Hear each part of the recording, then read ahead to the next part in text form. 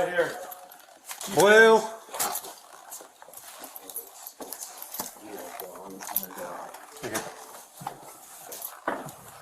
Where do you want? Where do we We need to put it out. So here, we have one more deceased in this bed. Appears to be a gunshot to the face. Check in this room back here. Hello, police. One deceased here. Making good. I'm checking here. Okay. No, you're good. Wait. Got it? Good. One more.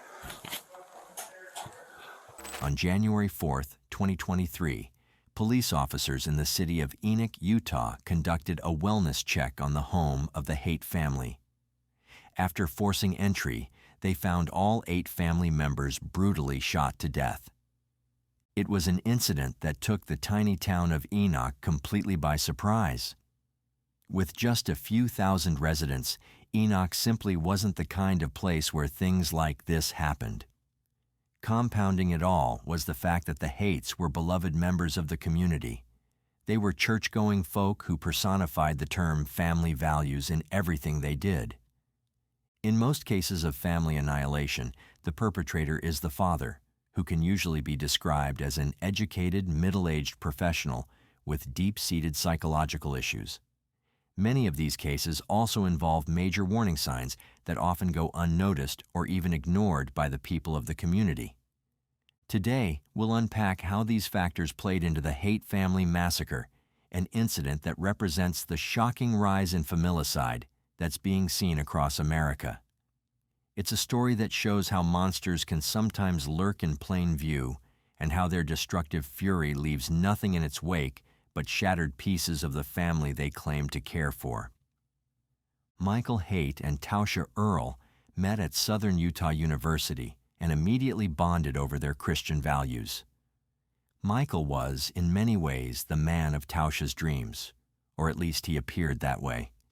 And in all honesty, Tausha had no reason to suspect he was any different. This was a man who'd gone to Brazil on a 2-year mission for the Church of the Latter-day Saints.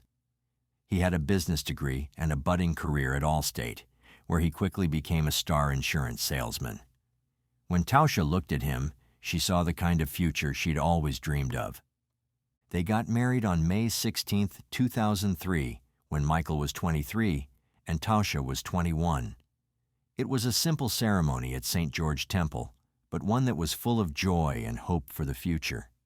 The couple settled in the tightly knit community of Enoch and did what all newly married people do, made babies. First came Macy, who was 17 years old at the time of the incident.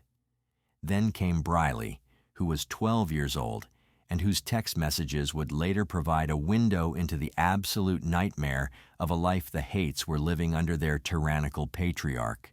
The twins, Sienna and Ammon, were 7 when they lost their lives. Ammon's fate in particular would give a startling peek into the crazed, violent mind of his father. Finally, there was Gavin, who, at 4 years old, somehow didn't warrant any empathy from his deranged murderer. But all of that violence came later. At the outset, the Haight's were wholesome, loving folk who fit so completely into Enoch's rustic tapestry that the community could hardly imagine life without them. Michael very much considered himself to be a patriarch in the most Old Testament sense of the word. Tausha, a deeply devout woman, embraced her role as a stay-at-home mom, a decision that aligned with her values but also made her more vulnerable to Michael's control. She took pride in teaching her kids the words of the gospel and the glory of Jesus Christ. She felt it was her responsibility to bring her kids up right and to let her husband be the sole breadwinner. However, this also meant that Michael had complete control over every aspect of Tausha's life. He was a very controlling man, to the point where he forced Tausha to cut baby wipes in half before using them and washing out plastic bags to store them. These could have been simple cost-cutting measures, and with a family of 6 to feed, Michael may have needed to be as frugal as possible to make ends meet. But based on the way his career was going, money shouldn't have been a problem. Michael had an almost legendary reputation at Allstate, with customers often driving miles just to be able to buy insurance for him. It was his customer service that made him stand out. Just like many other abusers, Michael knew how to turn the charm in, and people tended to trust every word he said when he had the mask on. As a result, the Hates were never really strapped for cash, yet Michael still acted like their belts needed considerable tightening. Just before Christmas in 2022, he received a large bonus from his employer. It was the kind of cash that most people would use to take their family on vacation, to pay for their kids' braces, or maybe to get some renovations done in the family home. In the case of the Hates, no one really knew where this money went. It definitely didn't go towards buying Christmas presents for the children, because when the topic came up, Michael gave Tasha a grand total of $500 to buy gifts for all of the children. In this case, Tasha showed just how resourceful she could be. She managed to get gifts that her children truly enjoyed, and essentially saved Christmas single-handed. Her husband did nothing to help, something that likely angered Tasha, but she focused her energies on making sure that her kids got to enjoy this special time of the year. This wasn't the only time Tasha had to rely on her own ingenuity. Michael hated spending money, even if there were necessary expenses. On one occasion, he noticed that the dining table was scuffed up, and responded by flying into a rage about how undisciplined the children were. Tasha, on the other hand, went out to buy some supplies from her own allowance and repaired the table herself. This was a risky move, too, because Michael never hesitated to show his wrath if she spent more than what he allowed her to. He allotted her $300 for groceries, and not a penny more.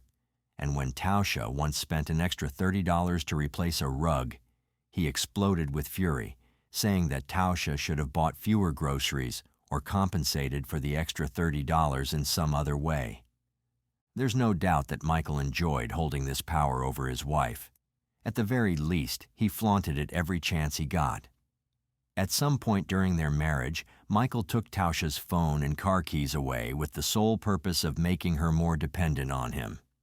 In early 2022, he bought her a brand new car, but told the salesman that he'd only let her drive it if she earned the privilege. It bears mentioning that Tasha had already kicked Michael out of the house once after getting fed up with his abusive antics. Michael went to live with his mom and got therapy, but this was only to get back into Tasha's good graces. As soon as he returned, the cycle of abuse began again.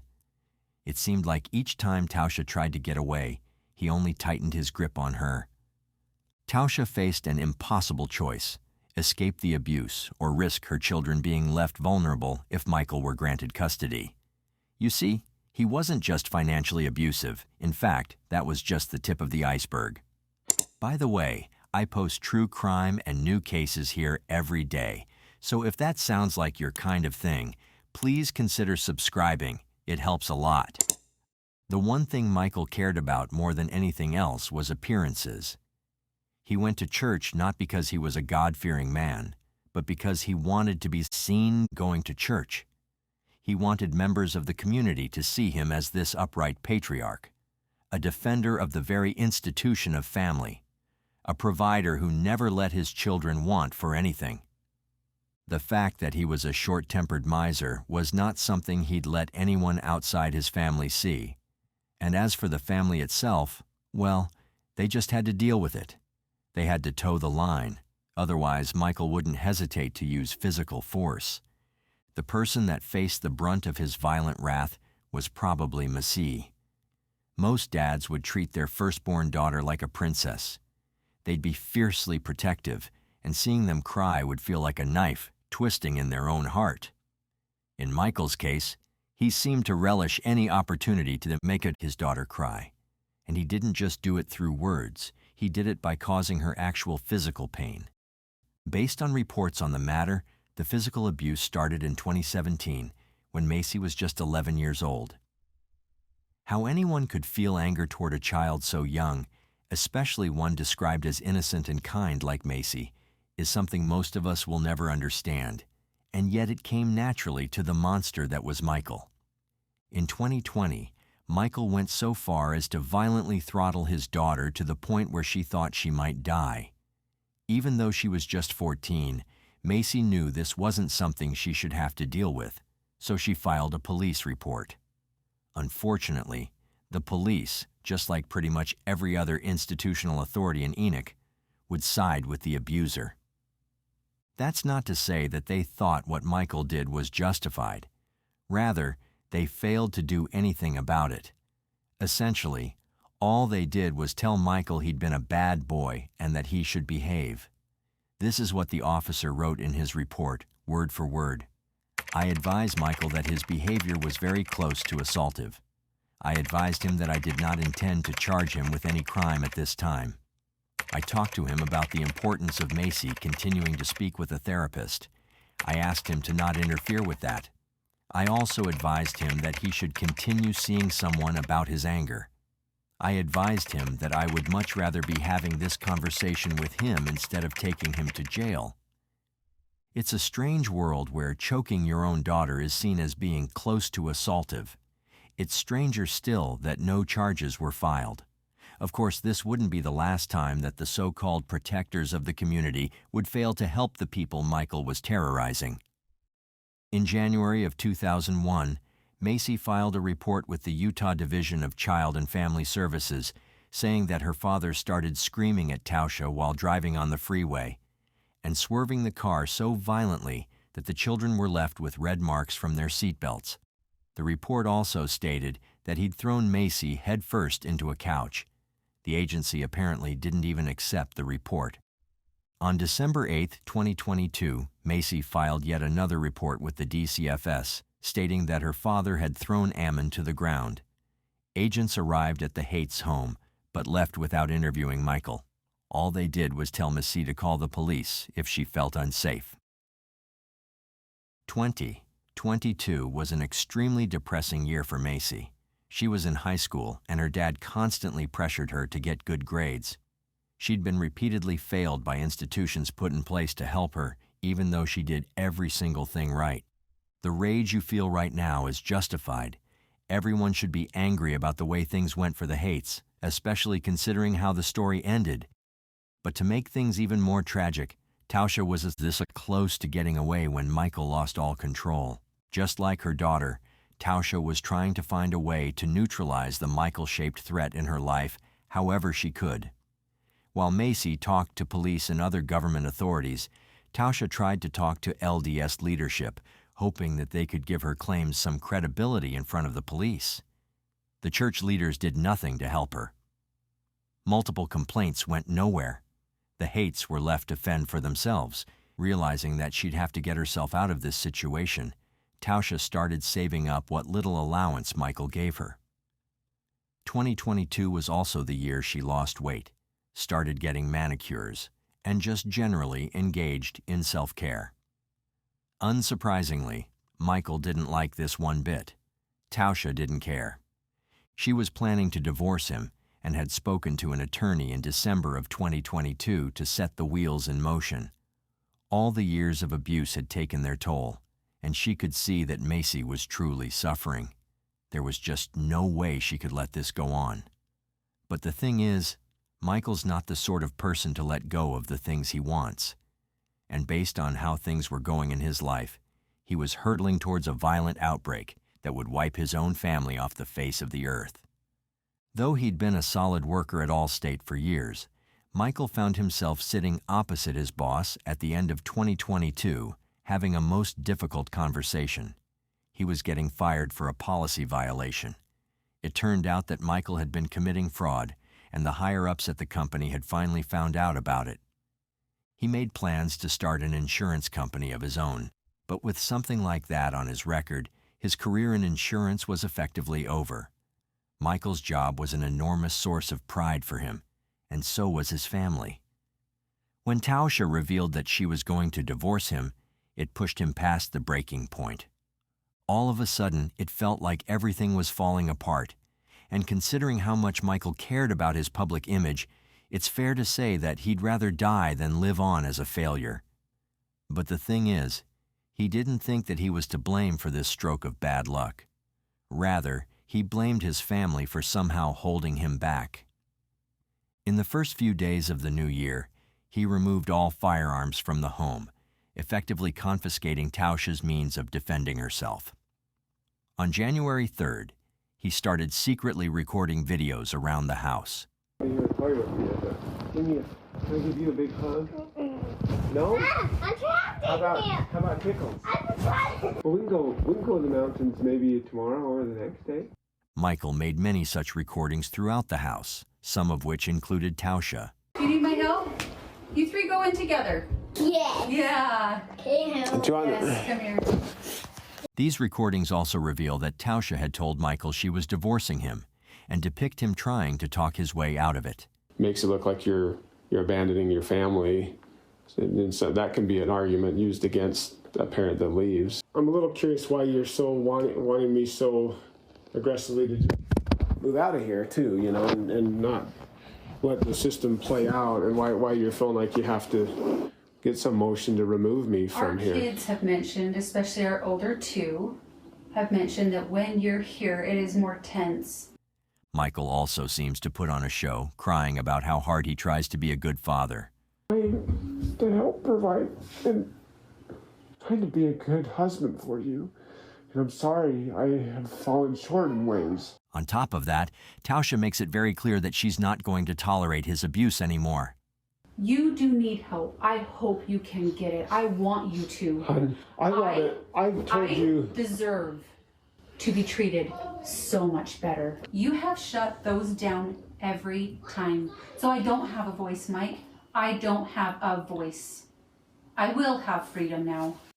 At around 3 a.m. on January 4th, mere hours after Tausha told Michael in no small terms that their marriage was over, people living close by reported hearing a series of loud bangs. They assumed that they came from fireworks, but the truth was, Michael had just shot his entire family to death. The following morning, a friend that Tausha had planned to meet with called the police to conduct a wellness check when she didn't show up.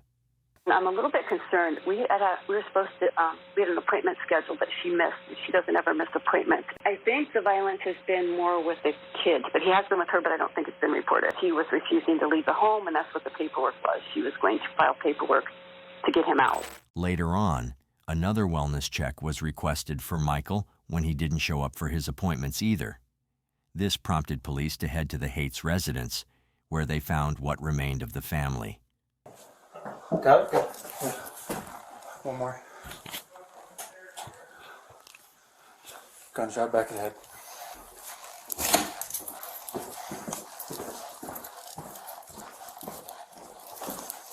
One victim. Gunshots to the head. Police, if you're down here, make yourself known. 246 stores, is right? Hold right there. Got it. Every single member of the Hate family had been shot in the head while they slept. For some reason, 7-year-old Ammon was shot multiple times, indicating that Michael perhaps held a special hatred for his middle child. The presence of teeth fragments in the wall also suggests that Michael failed to murder his son with the first shot, prompting Ammon to try to crawl away as his father aimed for the kill shot. After massacring his family, Michael had gone to the exercise room and shot himself in the head. He left behind a suicide note, blaming everything on Tausha, claiming that she'd been manipulative and didn't appreciate everything he did. The community was left shocked, but the most infuriating part of this story, the part that will make you lose faith in humanity, is how local authorities responded to questions during the press conference. We had been involved in some investigations with the family a couple years prior. At this moment, I'd rather not, but we were familiar with the family, yes. Was there anything recent or anything that, since the divorce papers were filed, with their protective order or anything? Nothing recent that law enforcement was aware of, no. No accountability, no shame for the warning signs they ignored. A whole community, supposedly one that acted like a family, that looked at a violent man creeping ever closer to what now seems inevitable and turning away. There will be no justice for Tausha, Macy, Briley, Sienna, Ammon, and Gavin. Local children's advocate summed it up as well as anyone could by saying, "If we think about Macy at this point as a victim of child abuse, she really did everything the system asks of her. And now, effectively, All she has to show for that is a marble slab over her body with her name on it. So what do you think of this case? Do you think this tragedy could have been prevented if someone took the warning signs seriously? When you see the crime scene pictures, it's very disconcerting because there are cute little Christmas tree and blood. It's so ugly, it's even hard just to describe. They say money is the root of all evil, and for the Wamsley family, that dark saying turned into a haunting reality. On a chilling December night in 2003, a quiet but unsettling 911 call came in. Although there was silence on the line, the police knew they had to act, and what they discovered was beyond terrifying: a bloody crime scene and 2 lives brutally taken. While we've all heard tragic cases of seemingly happy families torn apart by violence from within, it's always shocking when it happens close to home, and this case is no exception. The 2 victims, Rick and Susanna Wamsley, seemed to be living the dream, just like your average couple with a perfect life. Rick was a well-loved local accountant, and his cheerful wife, Susie, had everything anyone could wish for. But Rick and Susie weren't always a perfect match. In fact, they first crossed paths in high school back in Oklahoma during the 1970s. They weren't exactly the typical high school sweethearts either, just classmates who noticed each other. But years later, while Rick was studying at Oklahoma State University and Susie at a Christian college, their paths crossed again. What started as a rekindled friendship soon turned into a deep and serious romance. The couple decided they were in it for the long haul: marriage, kids, and growing old together. In 1978, they welcomed their daughter, Sarah, and 6 years later, their son, Andrew. Rick, now a certified accountant, had a steady career in the oil and gas industry. Over the years, the Wamsleys moved around a lot, but eventually they settled in Fort Worth, Texas, which is a big city with a small-town vibe. Rick opened his own accounting practice from home, bringing in a solid income. By 2003, the family was living in a beautiful upscale neighborhood in Mansfield, just outside of Fort Worth. Sarah, their daughter, was now 25 and had her own family, while Andrew, who was 19 at the time, had just graduated high school. He was attending college and working part-time at a mini golf course. Anyone who knew the Wamsleys saw them as the picture of happiness, and they had every reason to celebrate. In July of 2003, they threw a big bash for their 25th wedding anniversary. Then, in December, they were preparing for another family celebration, which is Christmas. Susie, known for her perfectionism, spent hours decorating their home, picking out the perfect gifts and transforming everything into a scene straight out of a holiday card. The house was draped with garlands and Christmas figurines. A huge tree stood proudly in the living room, and gifts piled up underneath, wrapped with love and excitement. Susanna was one of these women who's still beautiful, into middle age. Just this naturally beautiful redhead. She was a homemaker who always knew exactly the right thing to do. But what should have been a joyful, magical time quickly spiraled into a nightmare. A shocking 911 call sent emergency responders and crime scene investigators racing to the Wamsley family's quiet neighborhood in Mansfield. It all began on the night of December 11th, 2003, at precisely 11:41 p.m. The call came into the Mansfield 911 dispatch from the Wamsley family home. But instead of a panicked voice on the other end, there was nothing but eerie silence. That haunting stillness screamed that someone was in urgent need of help, but couldn't speak. With no time to waste, the dispatcher immediately sent a patrol car to the house. When the officers arrived, they circled the property, trying to get a response by knocking and ringing the doorbell. But there was no reply. Something was off. As they scanned the house, they noticed the side door leading to the garage was wide open. Without hesitating, they entered. Inside the kitchen, they found the phone off the hook, just sitting carelessly on the table. Moving into the living room, they found Susie Wamsley, the 45-year-old wife and mother, lying cold and lifeless on the couch. Her body was already uncomfortably still. Near the front door, they found her husband Rick, 46, lying in a pool of his own blood. Tragically, it was clear that nothing could be done for him. By 1:17 a.m., paramedics arrived, confirming that both Susie and Rick were dead. The house was immediately sealed off, and the investigation kicked into high gear. The bodies were sent to the forensic lab for a thorough autopsy. And what they uncovered was beyond chilling. Susie had died from a gunshot wound. But that was just the beginning. The real horror came after her death, as she had been stabbed 7 times, likely after her life had already been taken. It seemed Susie had been sitting in the living room, perhaps dozing off while watching TV, when the killer struck. Near the fireplace, investigators found 2 bloody palm prints, which could very well have been left by the murderer.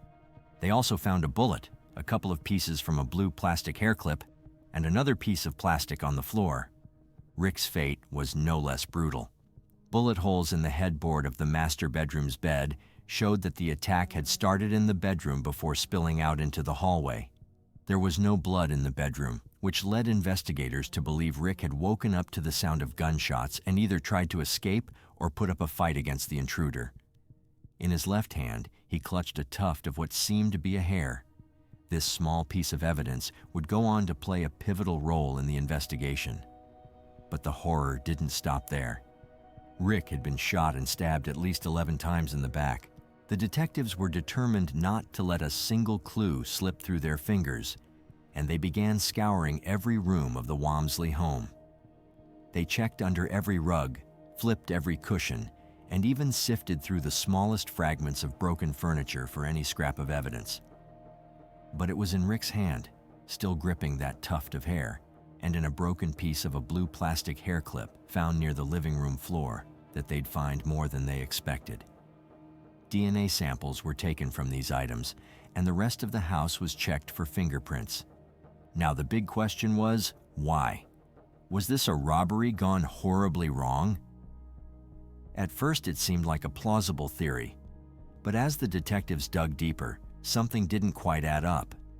They scoured the house for anything that might have been stolen, but found nothing. In fact, they discovered nearly $115,000 in cash sitting untouched in the Wamsley's bedroom. No thief in their right mind would pass up that kind of money, especially during a crime like this. The robbery theory was quickly tossed aside. Still, the search continued, but there was no sign of forced entry, no valuables missing, and no evidence to suggest anything had been taken. So now, the question shifted. Who could have done this to the Wamsley family, especially in the lead-up to the holidays when peace and joy should have been filling their home? As the investigators spoke to neighbors and friends, they all shared the same story. Rick and Susie were the kind of people who opened their doors to others, who were always there to help someone in need.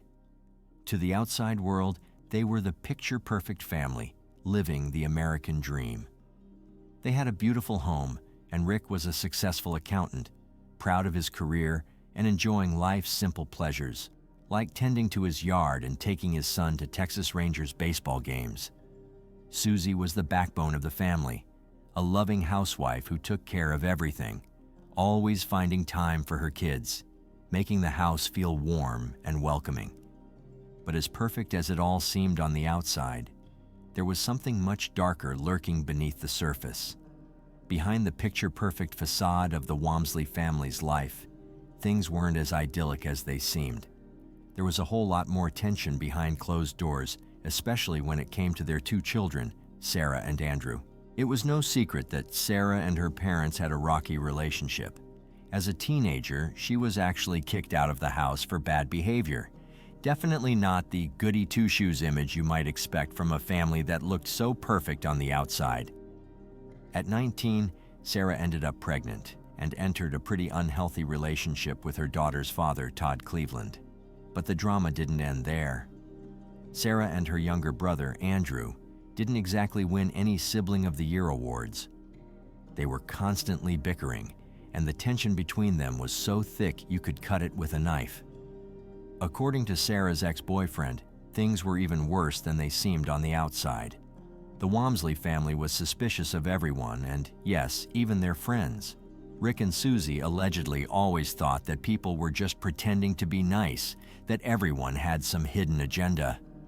Maybe they thought people were just trying to get something out of them, considering how much money they were raking in.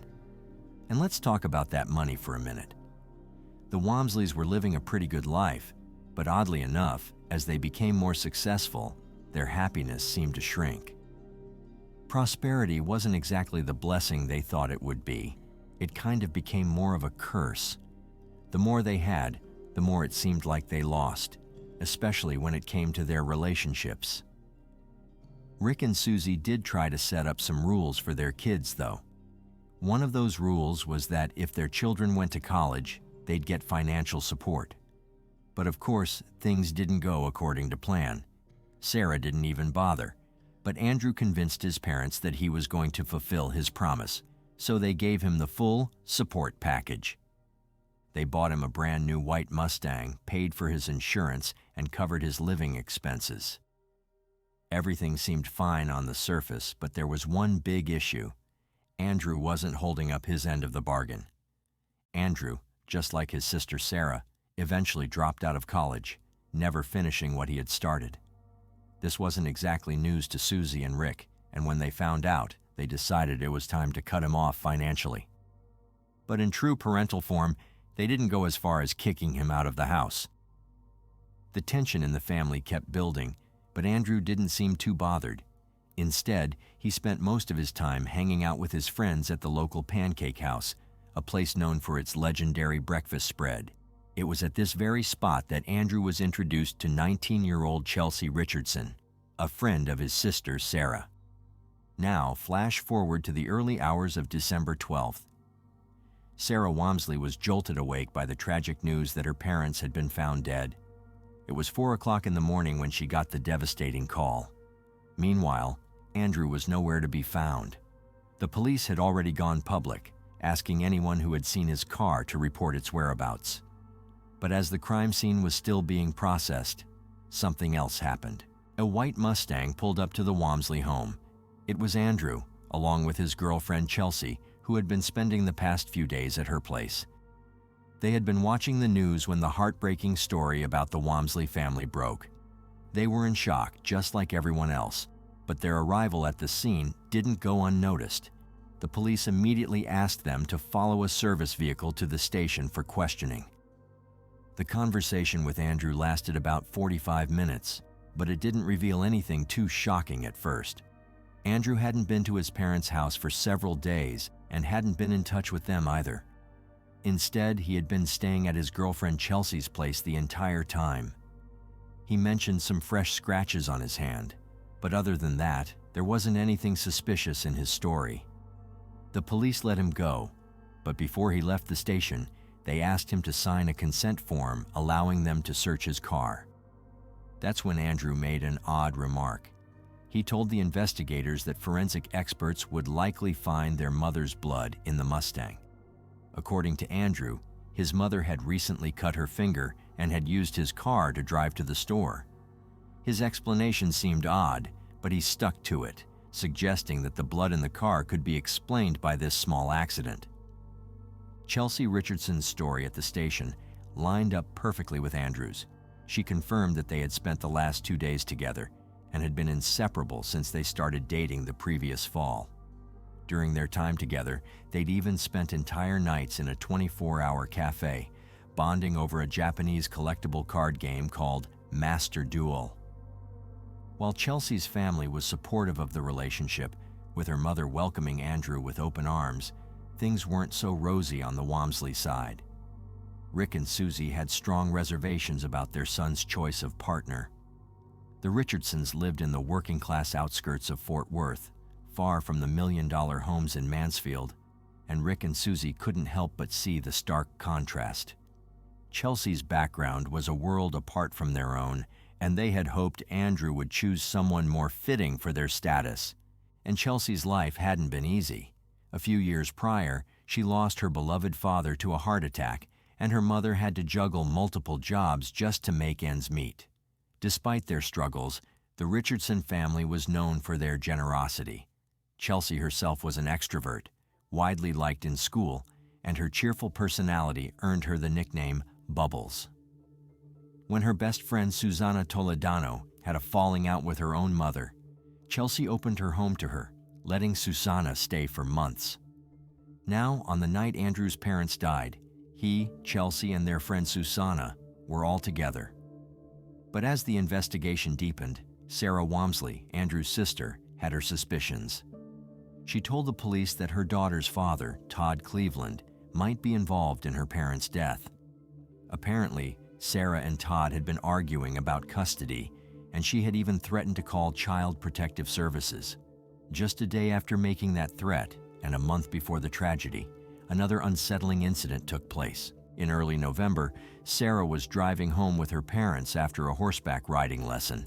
They were passing through a nearby town when suddenly, the Jeep they were in jolted.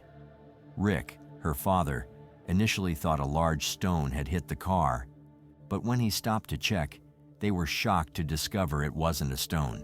It was a bullet hole. Confused and scared, Susie, Sarah's mother, quickly made 2 phone calls. The first was to her son Andrew, not the police. She thought the car following them was a white Mustang, and she assumed it was Andrew driving behind them. The second call was to the police, where she reported the incident. Sarah recalled thinking that Todd Cleveland might have been behind the shooting, but found herself wondering why her mother had called Andrew first instead of the police. The timing of these events made investigators sit up and take notice. The Wamsleys had a lot of money at stake. Sarah and Andrew stood to inherit a $1 million insurance policy from their father, plus their family home was valued at about $1,650,000. On top of that, there was over $100,000 in cash, plus other assets. This financial windfall, coupled with the family's tense relationships, made both Sarah and Andrew prime suspects in the eyes of the investigators. But DNA analysis and fingerprinting at the crime scene didn't match either of them. Still, this didn't end Sarah's suspicions. She filed a petition to block Andrew from inheriting anything, convinced that he was somehow responsible for their parents' deaths. She even feared that he might try to eliminate her too. Despite forensic evidence of blood on the back seat and headrests of Andrew's Mustang, the car had been cleaned so thoroughly that experts couldn't extract any viable DNA samples. It was a dead end. No one could even confirm whose blood was found in the car. Months passed, and the investigation seemed to be going nowhere. Because of this, the district attorney called for a grand jury to help move things forward. They began issuing subpoenas to people connected to the Wamsleys, starting with Andrew and Sarah's alibis. At first, Andrew's alibi seemed solid.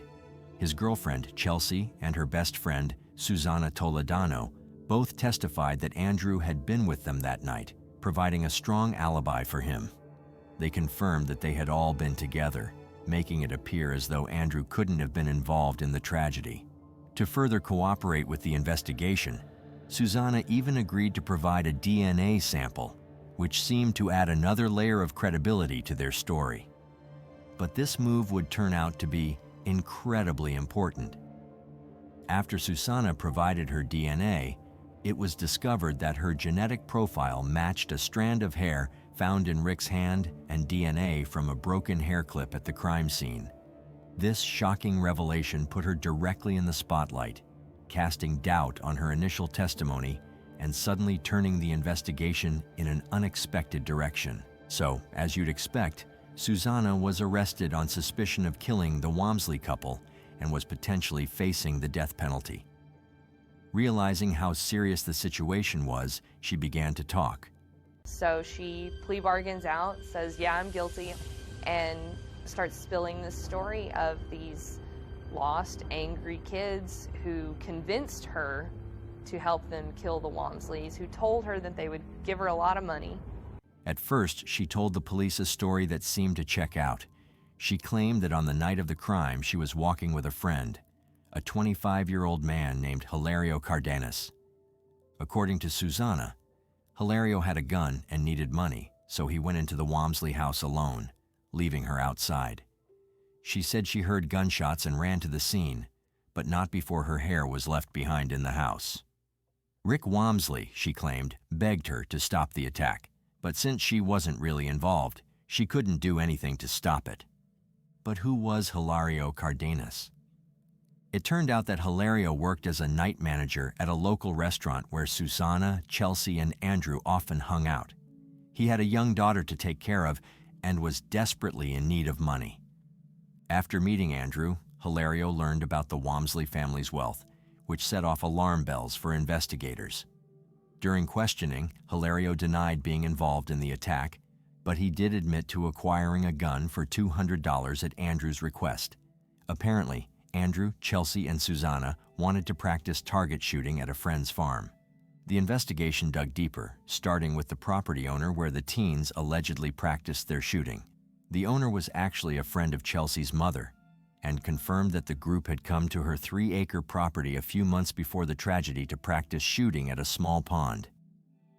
However, she had never heard of Hilario before, which raised a few eyebrows. But Hilario passed a lie detector test, which helped him gain the police's trust. The investigation continued, and forensic experts drained the pond on the farm to collect bullets from the bottom. To everyone's shock, the bullets from the pond matched the ones found at the Wamsley house. This made it clear that Susanna's original story about Hilario being the attacker was falling apart. Still, she was given another chance to come clean. This time, her story changed, and it became far more intricate, with even more shocking revelations about what had really happened that night. According to Susanna's new account, the 3 teenagers spent countless sleepless nights at a local cafe, huddled together, plotting their sinister plans. They had big dreams, dreams of money, freedom, and a life of luxury. They had carefully calculated that after Rick and Susie's deaths, Andrew would inherit a fortune, over $1 million. This sum would be enough to set them up for life. No more worrying about bills, no more working dead-end jobs, just a life of ease and comfort. In their minds, it was a flawless plan. Susanna, who hated her low-paying job, saw this as her ticket to freedom as well. She thought she could finally quit, buy herself a new car, and live the life she always wanted. But to make their twisted vision a reality, they needed a weapon. So they convinced Hilario Cardenas, the night manager at a local cafe, to buy them a gun. After practicing their shooting at a friend's farm, the teenagers concluded that Susanna was the most accurate shooter among them. The first plan was simple: shoot at Rick's Jeep's gas tank. If it worked, they'd wipe out everyone standing in the way of their big dream: Rick, Susie, and even Sarah, all in one deadly shot.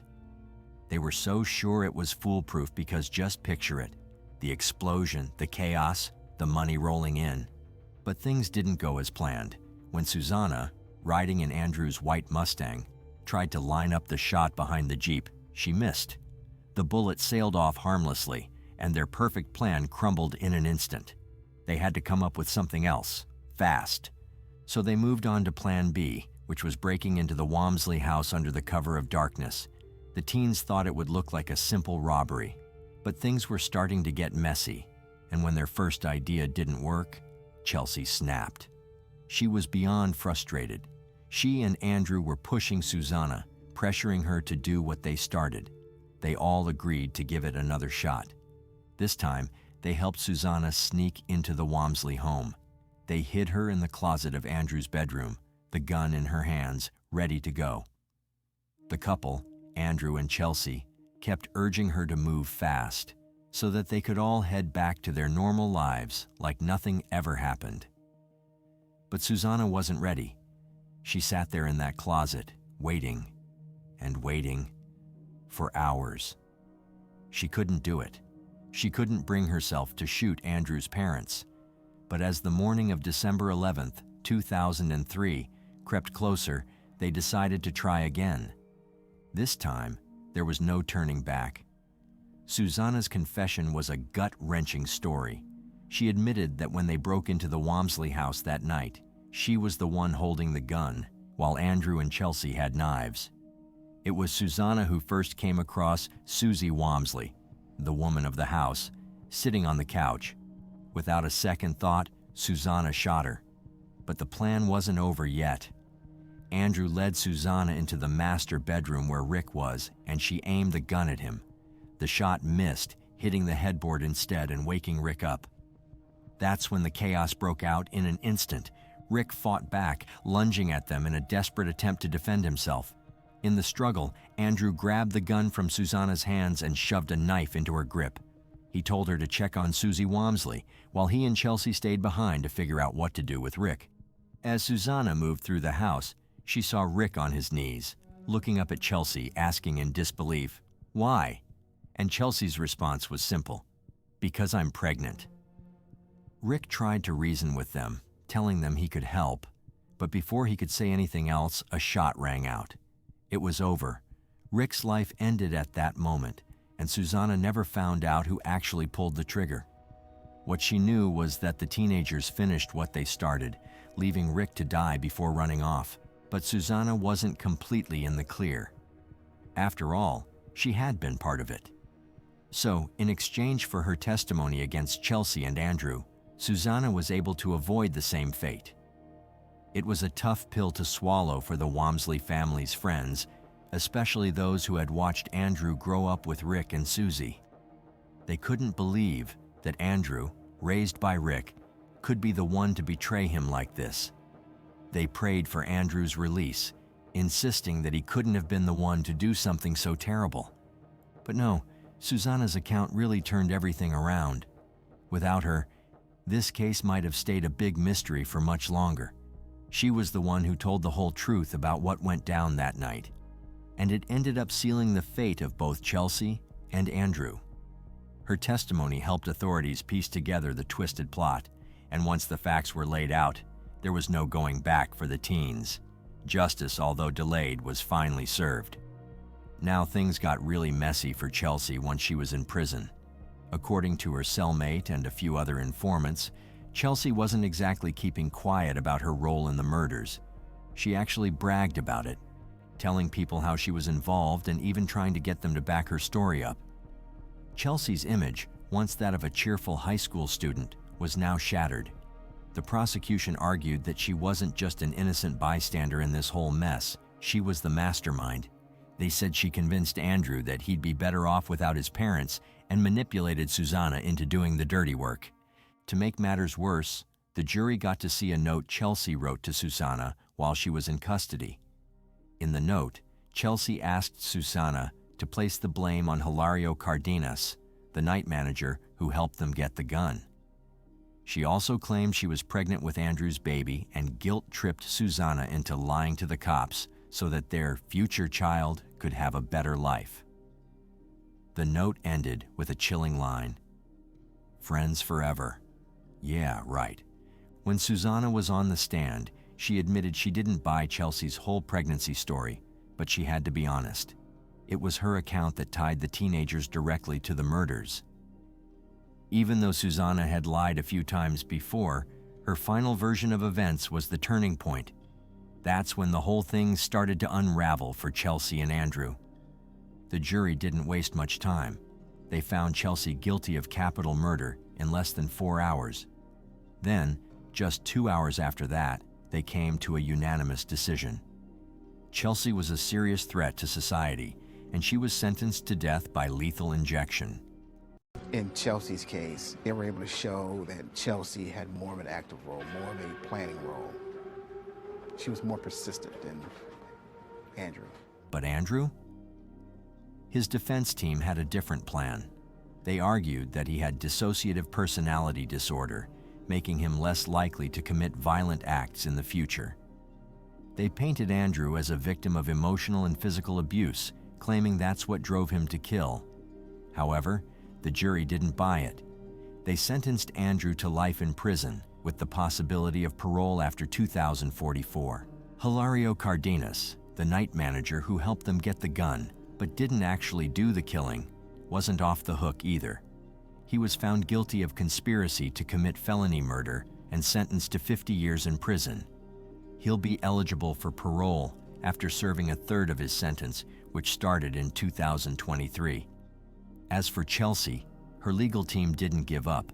After more than 10 years on death row in Texas, they argued that Susanna's testimony would have prevented the murders, making her the real mastermind behind everything.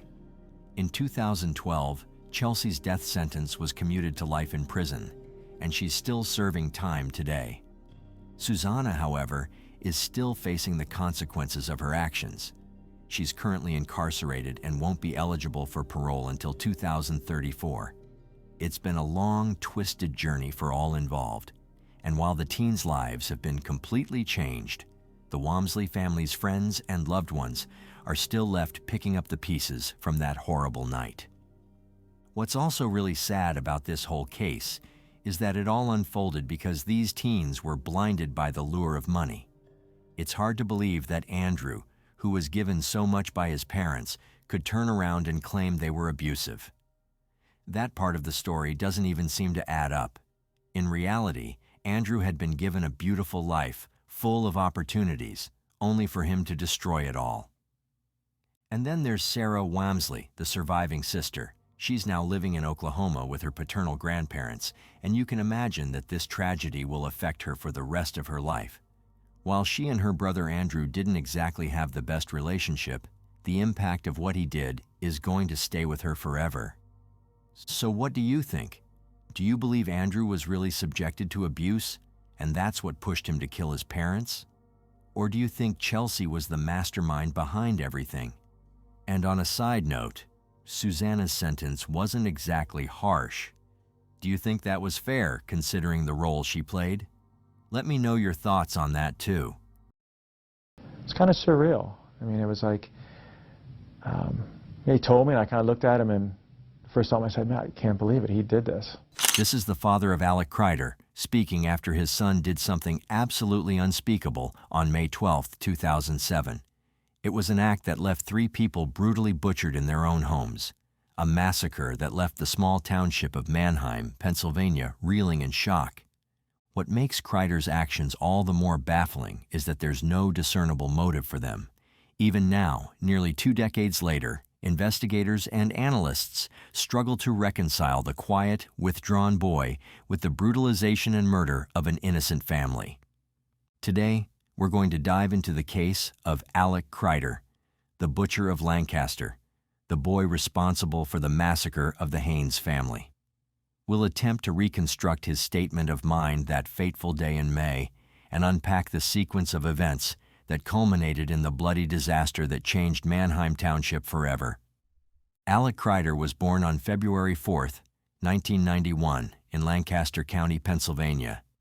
His parents, Timothy Scott Kreider and Angela Parsons Kreider, separated when he was 10 years old, forcing him to split his time between the home of each parent.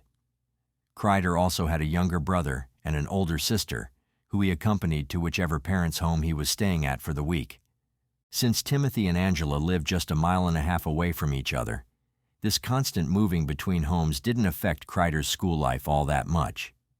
He attended Manheim Township High School, where he was known to be a bright student that mostly kept to himself.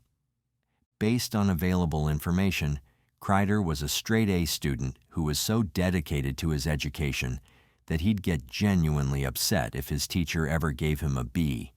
It's possible that he had an obsession with his grades and that he thought himself to be highly intellectual. Kreider was opinionated, had a fascination with war and religion, and never shied away from an argument. Whenever he did debate with others, he could be bitter and extremely condescending to those that didn't support his views. Kreider also had an eccentric streak, but it's fair to say that this was his good side, or in other words, it was the side of himself that he allowed the rest of the world to see. Behind closed doors, the intelligent, self-assured individual gave way to a person with an almost beast-like rage burning within him. To put it plainly, Kreider had a violent streak, and once he got going, there was nothing that anyone could do to calm him down. His father tried to get him to behave, but nothing he did had much of an effect. On one occasion, Timothy tried to tell Kreider to go to bed, only for Kreider to say no. Timothy then threatened to take Kreider's toys away if he didn't listen, to which Kreider responded that he didn't care. Timothy then took the toys away.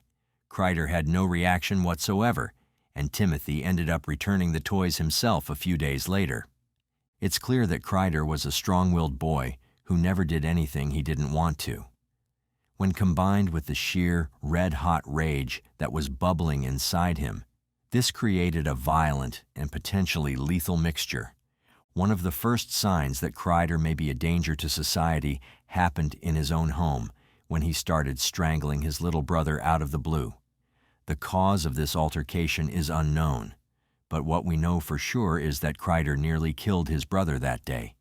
It was just the first indication that he had a certain kind of bloodlust in him, one that would lead him inevitably and inexorably to murder.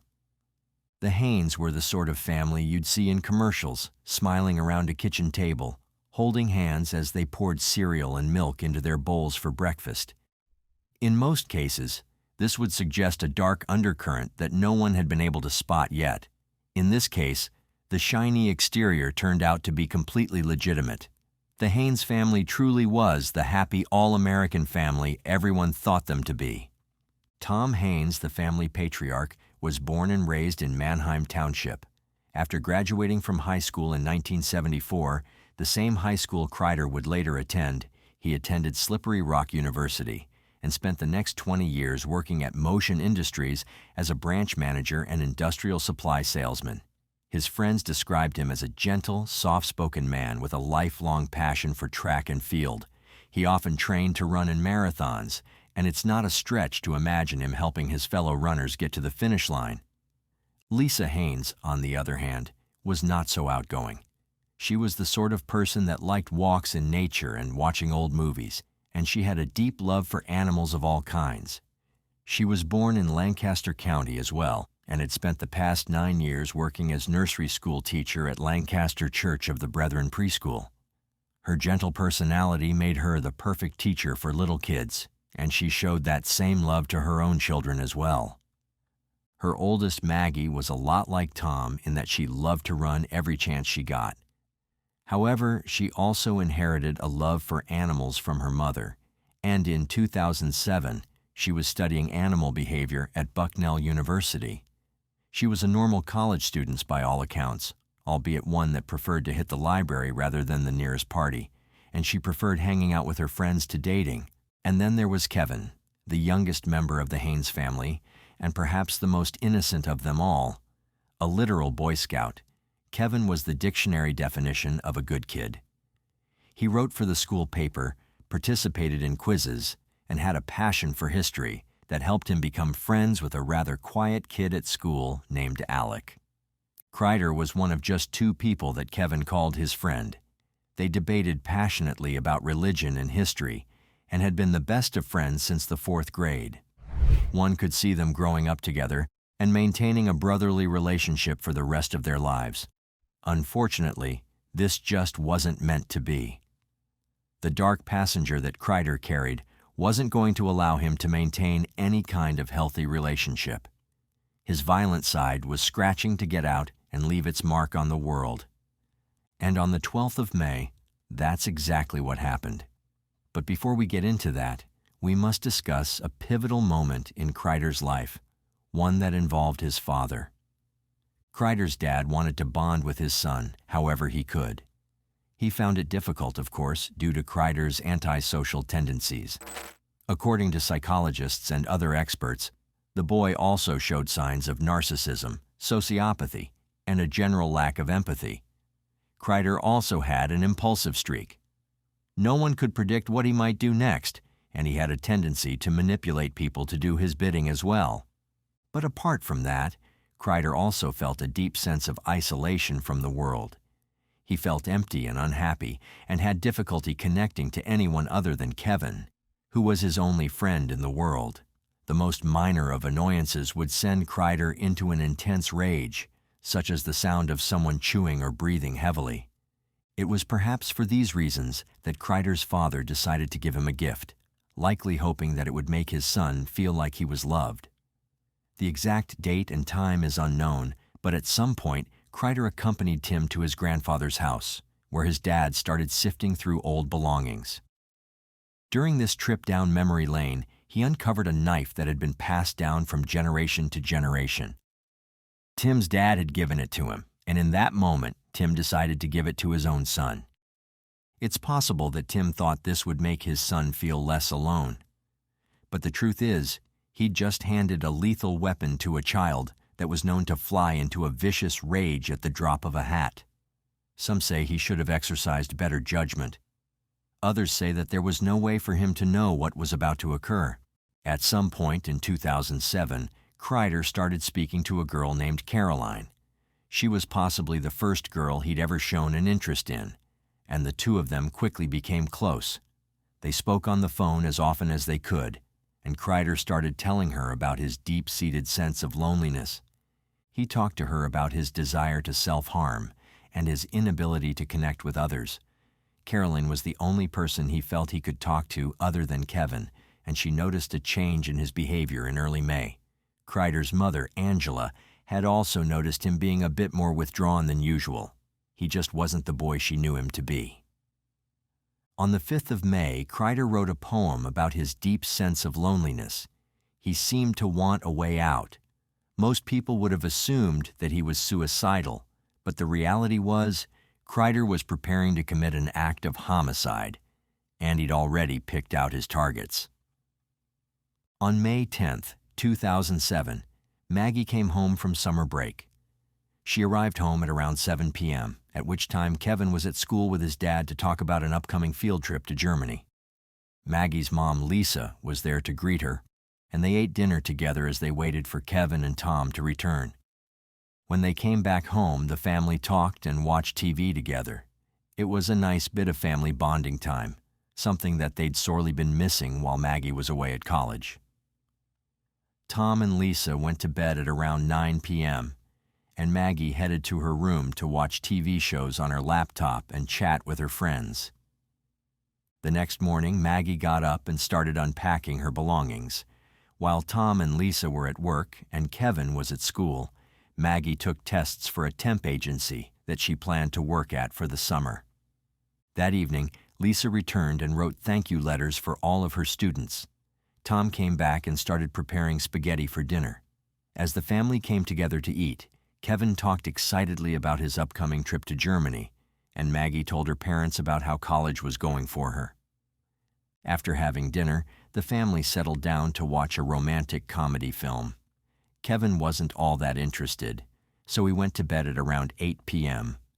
Lisa went to bed after the movie ended, but Maggie and Tom stayed up for some quality father-daughter time. They watched a sports game together before finally retiring for the night. At around midnight, Maggie got up to go to the bathroom. All the lights in the house were off. Everyone was sleeping. All was well. About an hour later, Maggie was woken up again, this time to the sound of screaming and the unmistakable smell of blood. Sometime before midnight, Kreider put on a dark trench coat, black gloves, and a dark-colored baseball cap with duct tape over the logo. He picked up a flashlight and the hunting knife his father had given him and headed out. When he got to the Haynes residence, he found that the front door was unlocked. He entered, moving quietly so as to not awaken his prey. Kreider was in full hunter mode now, and he wasn't going to let anything get in the way. His main target was Kevin, so he headed to his room. While his best friend slept, he slid the hunting knife into him repeatedly, causing him to scream. Kevin tried to make a run for it, but Kreider successfully killed him by the time he got to the hallway. He then entered Tom and Lisa's room and started stabbing. The sheer energy required to stab someone so many times was nothing for Kreider in his fit of rage. By the time he was done, Tom was dead and Lisa was screaming in pain, losing massive amounts of blood as Kreider left the room. It was these screams that woke Maggie up. She rushed to her parents' bedroom and saw her father dead, while her mother was barely clinging to life. Lisa could barely speak, but she managed to tell Maggie to run and get help. Maggie listened, rushing out and banging on the door of her neighbor's home. By this point, Kreider had already done what he'd set out to do. He had no idea Maggie was home early from college, so he exited through a sliding glass door in the back, leaving bloody fingerprints along the way. He lost his cap and flashlight during his escape and got home, where he lay awake, contemplating what he'd just done. When Angela found Kreider the next day, he told her he had an upset stomach and that he wanted to stay in bed. She eventually read in the newspaper that the Haynes had been killed, and when she told Kreider, he reacted like anyone else would, with shock and sadness. Kreider's mood seemed to swing from angry to overjoyed. Some students reported that he acted more confident at school, but he was also more prone to snapping at others. Oddly enough, he apologized after doing so, which was even more unusual for him. Kreider attended the memorial service for the Haynes family and seemed to act perfectly normally there as well. Maggie was reportedly hysterical when she found out about the death of her entire family, so perhaps everyone was focusing so much on her that they had no idea about the killer in their midst. And then, on June 6th, Kreider called Caroline. He seemed like he was in a state of extreme mental distress, telling Caroline that he wanted to kill himself and that he'd borrowed a gun from a friend to do it. He even loaded the gun loudly on the call, frightening Caroline and prompting her to alert her aunt, who called the police. The police then informed Angela and sent a unit to accompany her to the residence. While police and Kreider's mother headed towards him, Kreider talked about wanting to harm himself, his family, and even Caroline. He said that the only thing that made him feel anything was killing. Angela and the police finally arrived. All Kreider could say was, "You don't know what I've done."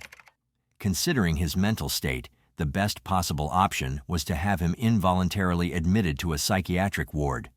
Kreider was extremely unhappy in the facility.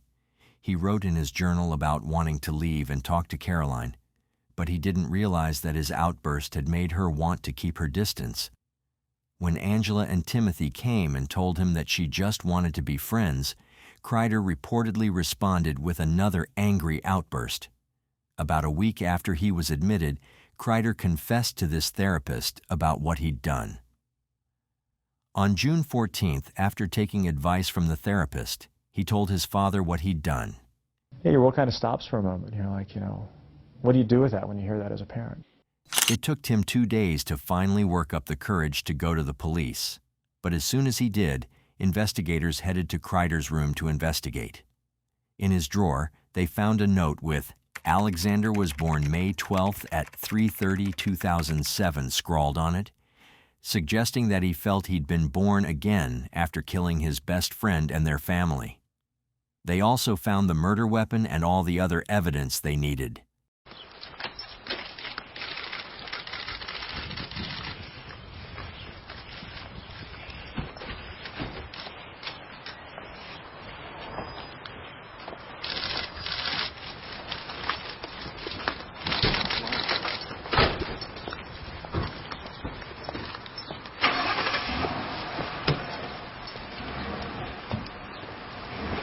Kreider was charged with 3 counts of murder in the first degree. He pleaded guilty to all of them and was sentenced to consecutive life sentences. Kreider's time in jail was mixed, to say the least. He was whiny and desperate at first, seemingly convinced that he'd only get a sentence of a few years, after which he'd go to an Ivy League college. Promise this is the last question. What's his typical day like? Right now, he has no typical day. When I say typical day, he's still in the quarantine process. He's still being interviewed. He's still being spoken with. Intake evaluations will be done, his medical history, that type of thing. So it's almost, I guess you'd say it's like when somebody goes into service, all the stuff that is undoctrinated, and he'll be provided now. And once that's all done, his typical day is what he'll make of it. If he wants to be involved in education, they'll be coming down with him, working with him. If he wants to have counseling, he'll be provided whatever counseling he wants, whether that's spiritual, regular counseling, etc. He also befriended a fellow inmate named George, to whom he confessed the crimes. George would later report that Kreider was laughing and smiling while talking about the crimes, saying that he felt joy while killing his best friend. Following a Supreme Court ruling in 2012, minors sentenced to life in prison were now allowed a resentencing hearing. Kreider was up for one of these hearings, but on January 20th, 2017, he killed himself via hanging in his cell. The case of Alec Kreider is one that investigators and analysts still struggle to wrap their heads around. With the perpetrator now dead, chances are that his true motives will remain a mystery forever. So what do you think of this case? All murders are horrifying, but some are so barbaric that they can be hard to think about, let alone talk about. The case of Missy and Michael MacIver is one such case. As a tropical storm struck the Florida Keys, Missy and Michael were brutally killed in their own home. Missy was 9 months pregnant at the time, a detail that made this case personal not just for the detectives who tried to find the culprit, but to the entire state of Florida. Today we're going to unpack the bizarre murders of the MacIver family, a family that was extinguished just when it was about to begin. Susan Michelle Immel, who preferred to go by Missy, was born on the 24th of July, 1962, in Titusville, Pennsylvania. From the very start, she was the sort of person who could light up a room just by walking into it.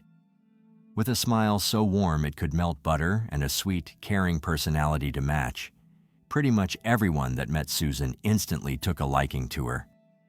She had a deep love for children, something that she channeled into a career for herself as an elementary school teacher. It was a job she'd wanted all her life, and one that she worked extremely hard to get. Over in Cincinnati, Ohio, her future husband, Michael MacIver, was born on the 15th of April, 1961. Both his mother and father were obsessed with a miraculous invention, one that was still relatively new at the time, the airplane. His mother received her pilot's license when she was just 16 years old, and she later worked as a flight attendant while his father worked as an airline captain. Airplanes weren't just a way to earn money for the MacIvers. They loved everything about them, with plenty of childhood pictures showing Michael taking airplanes apart and putting them back together again with his family. Just like Susan, Michael carried his childhood passion all the way through to his professional career. He first flew a plane at just 13 years old, and by 17, he knew how to rebuild engines all by himself. He eventually became a professional pilot and certified flight engineer, and eventually started Tamiami Aircraft Accessories in Dade County, Florida. By the time he was in his late 20s, Michael was a successful business owner. All that was left now was to find someone to settle down with, and in 1987, he ran into a girl called Missy that he fell head over heels for practically the moment he saw her. They first locked eyes at a nightclub in 1987 and apparently couldn't stop talking all night. They felt like soulmates from the moment they met, so going steady seemed like the obvious choice to make. 2 years into their relationship, Michael and Missy moved into a private airport community called Tavern Arrow in Key Largo, buying a beautiful house with more than enough space for the 5 children they planned to have. In May of 1990, they got married in their own backyard in a small ceremony full of love. Everyone that saw them had to admit that they were the perfect couple. Michael was tall, strong, and successful, and Missy was beautiful, nurturing, and kind. They were both good people who likely would have been excellent parents. In January of 1991, Michael and Missy took their first step towards parenthood when Missy found out she was pregnant. The next 9 months were probably challenging, but immensely rewarding at the same time. They started to cover the guest room into a nursery and took joy in planning out every little thing for the first new addition to their family. The tragic thing is, they'd never get to use that nursery. In fact, they'd never even get to see the baby boy that was growing in Missy's womb. There was a monster loose in Florida, a monster that would extinguish the MacIvers in a manner so cruel and so inhuman that it's unthinkable. And as it so happens, this monster waited until a literal storm crashed into the Florida Keys before making his move. It was a dark and stormy night. So many stories begin with this term, so much so that it's become a tongue-in-cheek parody of itself. In the case of the MacIversons, It spelled the final chapter of their story rather than the first. The tropical storm hit the area in late August, bringing lashing rains and gale-force winds that brought the entire community to a standstill. Michael and Missy had spent the day excitedly preparing for parenthood by attending a Lamaze class together. Michael and Missy were the sort of people that wanted to do things right and work hard to make that happen. They'd already decided to name their child Kyle Patrick MacIver, and they wanted to make sure that Missy could deliver him naturally. Shortly after the class finished, the sky turned gray with storm clouds. Lightning flashed in the distance. Just like other residents of the area, Michael and Missy hunkered down and waited for the storm to pass. It wasn't a hurricane, but it was close enough to it that going outside was far too risky. And yet, a demon of sorts managed to weather the high-speed winds, fueled by bloodlust and rage, making its way towards the MacIver home.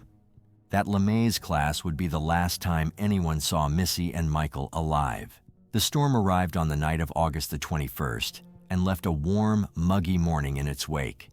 The previous night had been rough, but life could now resume as normal. Children started walking into classrooms at Key Largo Elementary, and the teachers likely talked about the insane storm that had just passed. However, one face was curiously absent. Missy, possibly the most dedicated teacher at the school, someone who only took sick days when she absolutely had to, hadn't shown up for work that day. This was highly unusual. On the rare occasion that she took a day off, she'd always phone in beforehand because she took her job seriously and wanted to make sure that her students didn't worry. Missy's absence wasn't just curious, it was straight up alarming. So much so that her colleagues got in touch with Michael's sister Sharon to ask about her. Sharon called the MacIver house once. No response. She called again. They never picked up. The strange thing was, even their answering machine didn't seem to be working. Sharon told Missy's colleagues that she hadn't been able to get in touch with her, prompting two of them to give the MacIver residents a visit. The doors were locked and the curtains were all drawn. All except for one, that is. This curtain was only partly drawn, providing the colleagues with a slim view of the living room. When they peered through, the last thing they expected was to see a person lying deathly still on the floor. Or rather, only the person's feet were visible, and they were possibly at an awkward angle that clearly indicated that they weren't conscious. The MacIvers were beloved in their community, so when their neighbor Bill saw that something seemed to be happening at their house, he came over. It's likely that the colleagues were in a state of distress after seeing something so alarming through the window. Everyone outside the house knew something was wrong, and within moments Bill was breaking the door down. No home is ever truly silent. There's always the sound of someone talking, walking, or even breathing. If nothing else, people use appliances, click-clack away on keyboards, or do something that adds depth to the home's aural tapestry. When Missy's two colleagues and neighbor Bill entered the MacIver residence, there must have been a silence that was downright unnerving. It was an alien sensation, one that suggested life had abandoned this home, leaving behind only the stillness of death. That's when they saw Michael sprawled on his back on the floor, arms and legs extended, with masking tape wrapped around his head and covering his mouth. The macabre sight also had the bizarre addition of a white sock secured in front of each of Michael's eyes. The police were immediately called, and Detective Jerry Powell soon arrived on the scene to conduct an initial walkthrough. As he searched through the home, he noticed a shoe print on Michael's throat and a metal bar wrapped in a towel in the kitchen. He surmised that the bar was the murder weapon, and that the killer likely stomped on Michael's throat before ending his life. Detective Powell headed to the master bedroom, and this is where the story gets truly disturbing, so we need to provide a trigger warning for what comes next. In the master bedroom lay Missy's naked corpse. Her wrists had been tied to her ankles with what seemed like a clothesline, and a necktie had been wrapped tightly around her neck.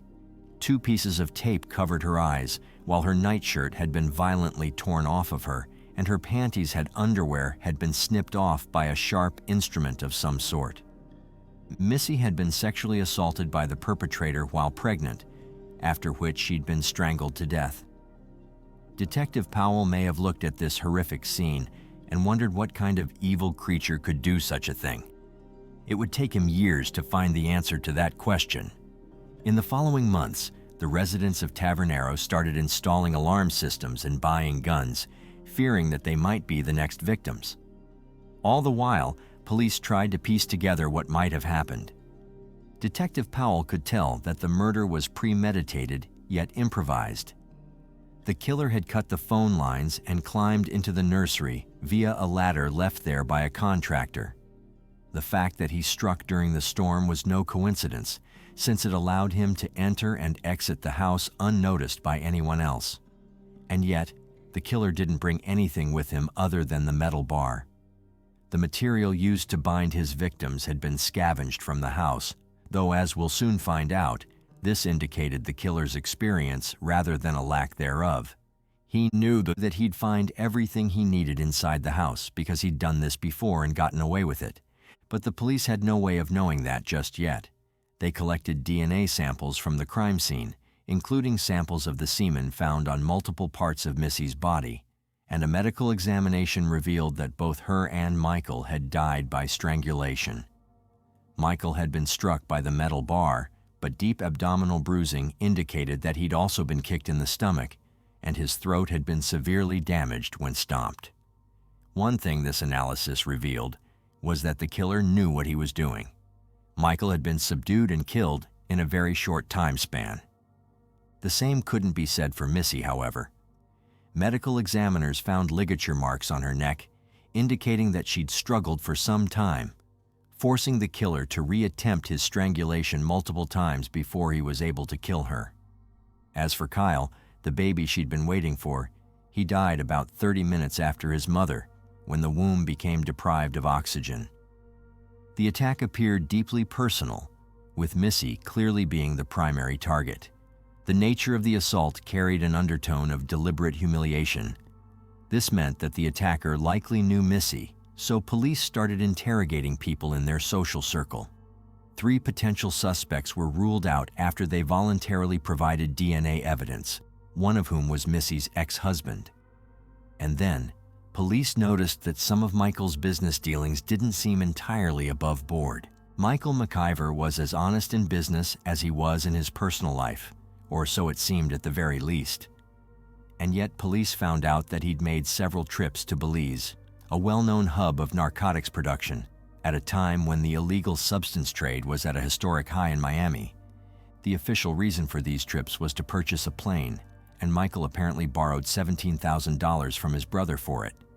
However, when police looked into it further, they found out that the plane actually cost twice as much. It's unclear where Michael got the rest of the cash from, or indeed why he was trying to buy a plane from Belize in the first place. It turned out that Michael's father suspected that he'd gotten involved in something illegal. He told Michael's brother Jim as much, but he still trusted Michael enough to loan him the sum for the plane. In light of all this, Detective Powell headed to Belize. When he questioned locals about Michael, he heard only the best of things. It seemed that Michael was well-liked no matter where he went in the world. However, during a meeting with the president of Belize, Detective Powell found out that this particular plane had been used for drug smuggling for years. Later on, a man brought in on drug smuggling charges claimed that 2 Colombian brothers that were part of a notorious gang had tortured and killed the MacIvors to send a message. This claim was quickly debunked, though. The smuggler was simply trying to escape his own charges. In the end, nothing really came of the investigation into Michael's business dealings. He bought a plan that had been used for drug smuggling, but there's a chance he just thought it was a good deal. There was no evidence that Michael was involved in anything actually illegal, let alone that he was bringing narcotics into the country. The fact that police chased this lead at all shows how desperate they were getting. None of their strategies were working, and months were slowly turning into years. And then, out of the blue, they made a break in the case. Famed FBI profiler Dale Hinman was called in, and she used the evidence to construct a detailed psychological profile of the killer. She theorized that the killer had a criminal past, that he was familiar with at least some part of Missy's routine, and that he may have been obsessed with Missy. This proved to be the turning point. You see, there was a detective on the force who'd been trying to apprehend a particular suspect for years. The suspect's name was Thomas Overton, and the detective suspected that he was responsible for the assault and murder of 20-year-old Rochelle Surratt. Overton had been working at a movie theater where Rochelle was last seen. She was later found wrapped in a tarp with popcorn kernels near her body. The detective suspected Overton, but there was no evidence directly linking him to the scene. He was named a prime suspect in Missy and Michael's murder in April 1993, and over the next 3 years, police engaged in a seemingly endless game of cat and mouse with him. Not long after Overton was named prime suspect, he allegedly left a threatening note on a woman's mirror, telling her to get a dog and that he planned to kill her. He'd also ripped the head off a stuffed parrot and placed it next to her pillow. But yet again, there was no direct evidence that he was the culprit. Time and time again, Overton came within an inch of being apprehended, only to get away.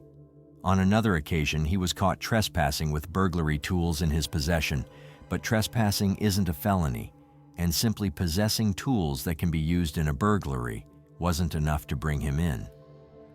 But police knew one thing: he liked to commit crimes during storms. That was his entire MO.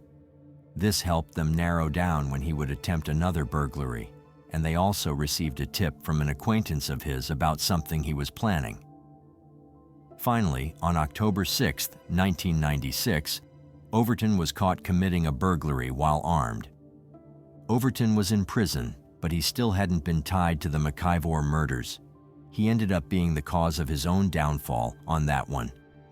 After injuring himself during prison transport in a failed attempt to escape, Overton required gauze from paramedics. Police took the DNA evidence from this gauze and compared it to what they found at MacIver residence. It was a perfect match. Not long after, Overton confessed to the crime. He'd worked at a gas station Missy frequently visited and at one point tried to flirt with her. Missy told people she knew about the incident and how much it creeped her out. It was especially disturbing behavior considering that Missy was at least 8 months pregnant at the time, and to make things worse, this wasn't a one-off incident. The night before her death, Missy told Michael's sister, Sharon, that Overton had made advances towards her again, and more aggressively this time. What she didn't know was that the culprit had seen her address on a check she wrote and had been stalking her for at least the past several days and potentially several weeks. Overton would regularly go to the MacIver residence to spy on Missy, a clear sign of his perverse obsession with her. He noticed that there were contractors coming in and out of the home, since the MacIvers were getting Kyle's nursery built. When the storm struck on August 21st, Overton wore a mask, black military-style fatigues, and gloves, and headed for the MacIver residence. He climbed up the ladder that led to the nursery, slid open the glass door, and quietly entered. Michael was in the kitchen at the time, and he potentially didn't notice Overton sneaking up behind him. The next thing he felt was the pipe slamming into his head, and Michael's immediate reflex was to try and subdue his attacker. A struggle ensued, and Overton eventually knocked Michael out and choked him to death. At some point during this assault, Missy walked in. She saw what was happening, screamed, and ran back to her bedroom. MacIver followed her, and in his confession, claimed that she begged for her life and tried to tell him she was pregnant. Those words meant nothing to him. MacIver then fulfilled the vile purpose he'd gone there for, killed Missy, and ripped pages out of an address book to mislead the police. This was partly why police chased down so many bad leads at the start of the investigation. It bought him 5 years of freedom, but now that freedom was over. Overton's trial on October 17, 1998. Prosecutors revealed new evidence, such as photographs of Missy's pregnancy bump that Overton had taken after killing her. Overton had also somehow gotten his hands on autopsy photos, which he showed to an inmate and laughed when it made him vomit. Even a hardened criminal couldn't stomach the things Overton did, and that too with such pride. When the inmate vomited, all Overton had to say was that he'd better not get the picture wet. In the mind of a psychopath, the evidence of his crimes was a trophy. During the trial, Overton gestured and smiled at Missy and Michael's family as they sat in the audience. To the very end, his evil, ruthless demeanor didn't crack once. He seemed to enjoy the attention, somehow making himself out to be the victor even as his guilt was proven beyond a reasonable doubt. On March 18, 1999, Overton was sentenced to death for the murders of Michael and Missy MacIver. He currently sits on death row awaiting his sentence and has reportedly shown zero remorse for his actions to this day. Michael's parents died not long after he did. They seemed unable to live after the shocking loss. Michael's sister Sharon may have summed it up best when she called Overton the physical form of Satan, a description that perhaps doesn't fully capture how evil he truly is. So what do you think of this case? Was justice served, or should Thomas Overton have been captured years earlier? We'd love to hear your thoughts in the comments below. So would it be safe to say you're a stone-cold killer? I guess. This was the exact chilling moment when the truth behind the Klouse family massacre came to light. Honestly, this case has been one of the most intriguing and terrifying stories I've ever covered on this channel. It's not just because of the brutal nature of the crime, but because the victims weren't just murdered, they were burned beyond recognition. What makes this case even more intriguing is how it was solved in a way you'd expect from a horror movie. The surviving family members reported seeing the ghosts of the victims, seemingly haunting them from beyond the grave. It's eerie, to say the least. While it sounds like something out of a thriller, it raises an important question. Was this truly haunting, or did the family know more than they let on? Stick around, because this is one story you won't forget. To understand how it all began, we need to travel to central Alberta, a remote spot halfway between Edmonton and Calgary. It's the kind of place where you'll find little more than farms and dirt roads, quiet, isolated, the perfect place for secrets to stay buried. And for a moment, it seemed like the Klouse family's massacre would stay hidden forever, but fate had other plans. On a bone-chilling morning, December 8, 2013, something horrifying shattered the stillness. Just after 7 in the morning, volunteer firefighters sped through icy roads, their trucks slicing through the bitter cold as they rushed to a fire that wouldn't wait. The house was already an inferno, flames devouring it mercilessly. As the firefighters approached, what they saw outside made their stomachs turn. A chocolate Labrador, lifeless, sprawled in the snow. But it wasn't the cold that had taken it. The dog's head bore a savage injury, a silent witness to something far darker than anyone could imagine. And just 6 feet from the raging fire, a red plastic jerry can lay ominously close to the house. It was partly melted from the intense heat, but it still had gasoline inside. That was a clear sign that this wasn't some tragic accident. Someone had planned this. About 30 minutes later, the Royal Canadian Mounted Police arrived on the scene. But by then, the fire had taken over completely. The house was an unstoppable inferno, its flames so intense that spraying water would have been futile, as it would have frozen instantly in the bitter cold, erasing any shred of evidence. With no way to fight the blaze, they had no choice but to stand back and let it burn itself into the ground. So, while the fire continued to rage through the house, the police weren't just standing around. They were searching the area, looking for anything that might give them a clue about what had really happened. And they didn't have to look far. Near the lifeless Labrador, which had a nasty head injury, they found a 9mm shell casing, an obvious sign that the dog had been shot, not just harmed by the fire. Once the flames finally died down, the officers wasted no time. And as they stepped inside the burned-out wreckage of the Klouse family home, the truth became horrifyingly clear. 3 bodies were discovered inside, marking the tragic and shocking end to a family that had once lived a quiet life. But to really get the full picture of the Klouse family, Let's rewind a bit and learn more about them. In 2013, Gordon Klouse had been happily married to Sandra Klouse for a solid 41 years. Gordon was a well-known local guy, having grown up in the area and gone to school in Castor, where he was a star athlete. His high school sweetheart, Sandra, of course, who was also from Castor. Farming became Gordon's passion, and Sandra worked as a telephone operator before later taking a job at the Alberta School Hospital in Red Deer. Back in 1971, the couple welcomed their first child, a daughter named Lisa. 2 years later, the family grew with another baby girl named Monica. But tragically, Lisa would never meet her little brother, who was born in 1975. Because in October of 1973, on Canadian Thanksgiving Day, Lisa, who was just 2 years old at the time, was involved in a horrible farming accident that took her life. This loss, as you can imagine, hit the Klouse family hard, but it brought them closer together. Not long after, they welcomed their third child, a son named Jason, and continued to build their life on the farm just north of Castor. Sandra, the mother, had always worked hard on the farm, but as the kids grew older and needed her less, she decided to go back to work in 2003. This time, she took a job at Our Lady of the Rosary Hospital in Castor, where she would spend her days helping others while still being a major part of the family farm.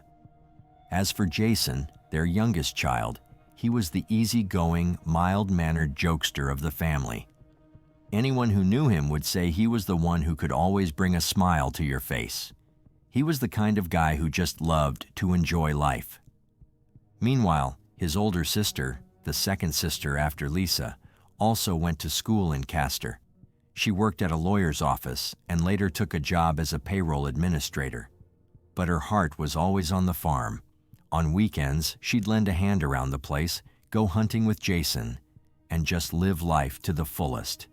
She never married or had kids, and neither did Jason.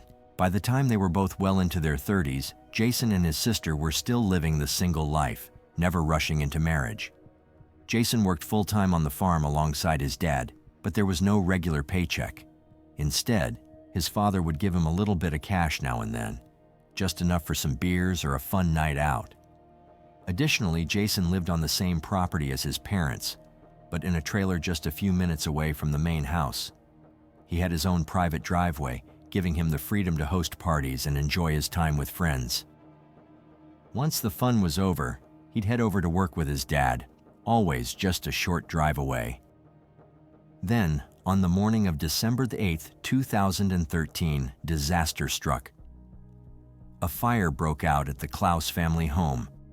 A neighbor, seeing the smoke and flames, immediately called the fire department. Around 7:15 a.m., the fire department called Jason to let him know the devastating news. His parents' house was gone. The home that had been a part of their family for years was reduced to nothing but ashes. When Jason arrived at the scene, he was totally overwhelmed with grief. He was so distressed that emergency responders had to physically hold him back from rushing into the flames. He immediately told them that his parents, Gordon and Sandra, as well as Monica, were inside the burning house. Right from the start, it was clear this wasn't just a freak accident. There were signs of gasoline, which made everyone suspicious.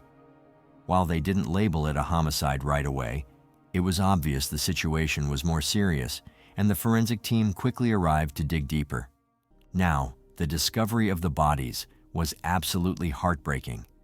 They found Gordon and Monica, but Sandra's body was nowhere to be found. Sadly, she was presumed to have been completely consumed by the fire's intense heat.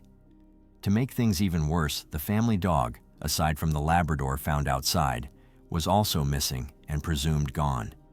As you can imagine, this was absolutely terrifying for anyone who knew the Klouse family, and it's clear that this was no accident. So the question is, did they have any known enemies? 2 days after the fire, on December 10th, Jason was brought in for questioning. The authorities asked him if there were any enemies of the family who might have wanted to cause harm. Still in complete shock, Jason said there was no one that he knew of who would want to hurt them. However, he he did mention something interesting. He brought up a mounted deer head that had been in the house, claiming it was the only truly valuable thing inside. He suggested that his family might have been killed in a robbery that went horribly wrong. It turned out that 6 years earlier, Jason had shot a massive white-tailed deer in Coronation, which was about 25 minutes away. According to him, the mounted deer head was worth a jaw-dropping $200,000. Now, many people find this hard to believe. A quick Google search revealed that this seemed like a wildly inflated price for a deer head. But that was Jason's story, and he stuck to it. Jason insisted that the only reason anyone would break into their house was to steal the prized deer head. He described it as one of the biggest and most impressive mounts around, not far from breaking a world record. But the more people thought about it, the more it seemed suspicious. The fire had destroyed everything. Would the deer head have burned too? And if it had been stolen, would there be any evidence left behind? As the investigation moved forward, Jason's emotions seemed to shift from deep grief to frustration and anger. He grew upset with the RCMP, feeling they weren't moving fast enough on the case. When they told him they hadn't found his mother, Sandra, he lost his temper. He accused the police of lying to him and angrily lashed out at them, using harsh words in his fury. Then came a chilling twist. Gordon's car was missing from the scene. 3 days later, the police found it on the other side of Castor. What made things even stranger was that Jason seemed to know about the missing car before anyone else did, and it doesn't stop there. The police hadn't told Jason about the shell casing found near the Labrador dog, yet somehow he knew about it. As the news of the fire spread, Jason always had an explanation for how he knew so much. When people asked how he could possibly know these details, he answered in an almost unsettling way. He casually mentioned things like ghosts and cold spots, suggesting he had some strange, otherworldly insight into what had happened. He told 4 different people, 3 were family members, and 1 was an arson investigator for insurance, that he had seen ghosts. And not just any ghosts. These spirits supposedly told him what happened the night of the fire. But here's the thing. Every time he told the story, it was different. Not once did he give the same account. One moment, he saw his sister Monica as a ghost. The next, it was a couple of other spirits, but Monica was always involved somehow. And, well, she didn't exactly have a peaceful chat with him. She was apparently kind of upset. No matter what, the stories were always changing, which is usually a big red flag when it comes to truth-telling. Now, Jason's version of events got even stranger. He said that when he arrived at the scene of the fire, he saw spirits standing at the edge of the driveway. According to him, these spirits told him they knew who the killer was, but they also said he shouldn't talk to the police about it. They wanted him to focus on the farm. They explained that the killer had shot everyone in the head before setting the house on fire.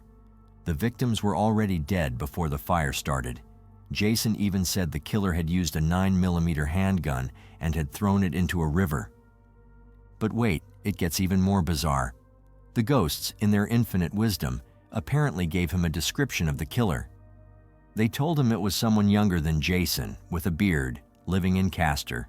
This person was allegedly known to the Klouse family and had mental health issues. Jason's story was as odd as it sounds. When asked if this guy had come with the intention to kill his family, he said that the killer had a gun, but it wasn't one from their house, it was his own gun. He thought the killer went there just to make sure he'd get away with it. But then, as if things couldn't get any weirder, Jason's account of what happened that night started to change too. Sometimes he was at the bar, other times he was with friends, and sometimes he was just being a clean farm boy, despite the fact that he didn't seem to stay out of trouble. People in Castor didn't exactly buy all of it, especially when he was telling different versions of the story. Now, as for who could have actually done this, Jason's theory was a bit far-fetched. He suggested it might have been a hunter wanting to steal that prized $200,000 deer head from his family's house. At least, that's what he believed. However, the ghost stories Jason told ended up leading to a breakthrough for the police. The descriptions Jason gave pointed to a man named Josh Frank, a welder from Castor, who had known him for most of his life. Josh was questioned, but denied any involvement. Unfortunately for the authorities, he wasn't as suspicious as it seemed. Unlike Jason, Josh passed a polygraph test, leaving the police with no solid evidence linking him to the crime. As rumors and stories about Jason spread, however, suspicion grew around him, making him an even more likely suspect in his own family's murder. Jason's actions only fueled the suspicion when he refused to take a polygraph test. When asked directly if he had killed his family members, his response was telling. Did you kill Gord, Sandy, Monica Klouse? No, I did not. And I would gladly take a lie detector test, and I did not kill them. I did not start the fire. I don't know how they got killed or murdered or anything else. Should I believe you? I would hope you would believe me, yes. You should believe me. Yes. And for someone to accuse me of that, it doesn't make me mad. It doesn't make me sad. It hurts. It really, no. And the reporter asked me that too, and no. Despite his emotional response, the police weren't convinced, and they needed more. So they brought in something more intense, a tactic called Mr. Big. This involved a group of individuals who would approach Jason with an offer, store some things on his family's farm in exchange for a hefty payment. The goal was to see if Jason would reveal anything under pressure or possibly confess. Now, Mr. Big became a key player in the investigation. Jason met him in April 2014, just 4 months after his family was murdered.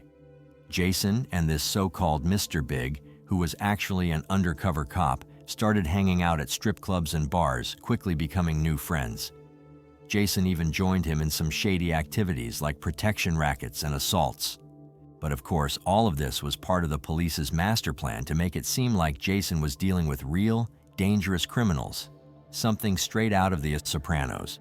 So, Jason, who was thrilled to have new, cool friends, didn't realize that everything was being set up to expose him. And at some point, Mr. Big spun Jason a wild tale. He had an uncle on his deathbed, a man so close to the end that he was willing to take the fall for a triple murder he didn't commit, just to make sure his granddaughter would get some money. The deal was this: Jason would spill the truth to his uncle, and in return, the uncle would confess to murdering the Klouse family. Jason's secret would be safe, and the family would be compensated. Jason, clearly not thinking things through, told Mr. Big exactly what went down that fateful night. He admitted that he had helped plan the murder, but didn't actually pull the trigger. According to Jason, the one who actually killed his family was none other than Josh Frank, the same guy who passed the polygraph test earlier, making him seem innocent. So Jason invited Josh to meet his new friends, who were really Mr. Big and his associates. He painted the whole thing as a chance to do someone a favor. Mr. Big's uncle was dying, and his granddaughter could really use some extra cash, so it seemed like a win-win. Jason downplayed the seriousness of the situation, making it sound like just helping out a family in need. But little did Josh know, this meeting would be the exact moment they'd end up confessing to the brutal murders. Yeah, okay. Todd, right? Todd, yes, Okay. yes. Perfect. Okay, and you can, if you don't like anything I'm asking you, there's the door handle, you can fuck off anytime.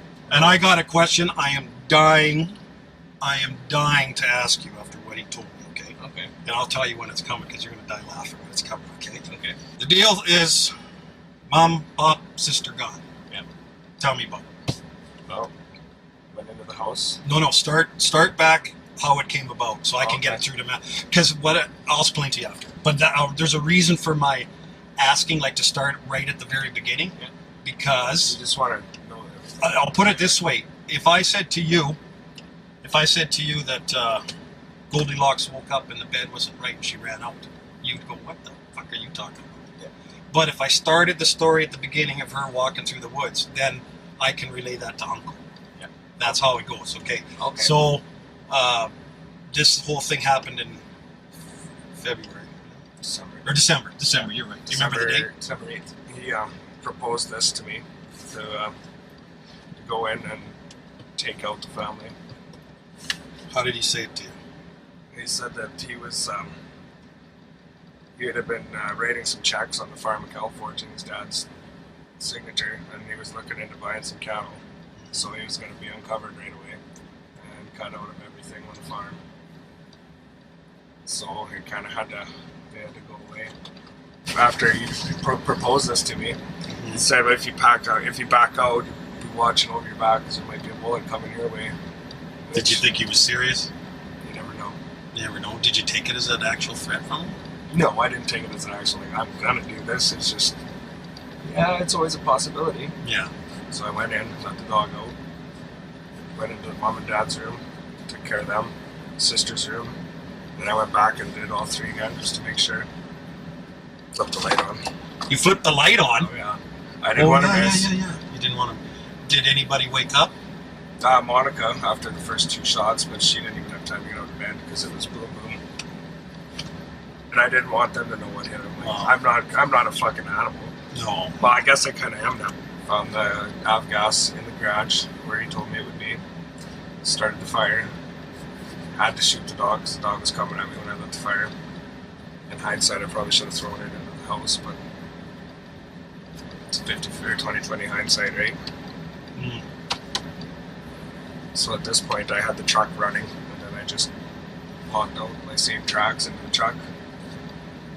Met Jason, got dropped off. Yeah. And, Okay, you ready for my question? Yeah. How did you pass the lie detector test? Well, I figured out that the fidget butt pad that you sit on, when you took, as they ask you 10 questions, 2 of them are truth, 3 of them are predetermined that you're going to lie to these questions, and then a couple of them are about the case. So they'd ask you your 2 truth questions, the case questions, and then the questions that you're supposed to lie to them to. And I just gave an extra fidget with my ass on the butt pad. It's a fight or flight response, the guy told me. When your body goes to lie, it's a natural thing. How did you learn this? I just figured it out while I was sitting there. Really? Yeah. And then how did you light it up? I had a torch lighter. I've still got the lighter, actually. Yeah. Where's it at? It's in my truck. I've got it here. Do you? Do you understand how I can help you? Like, you understand? And I've never asked you for nothing? Nope. I'm not making you any promises? Yeah. What made you want to talk, just talk to me freely like this? Well, if you're trying to help Jane. If it helps Jane, it helps me. Okay. Have you ever killed anybody else in your life? No. Never? Never. You got balls of steel, my friend. Thank you, sir. If you were in Jason and Josh's shoes, you'd probably start to get a feeling that Mr. Big wasn't just some guy asking questions casually. The way he was talking, it was clear as day he wasn't your average friend. He was a cop.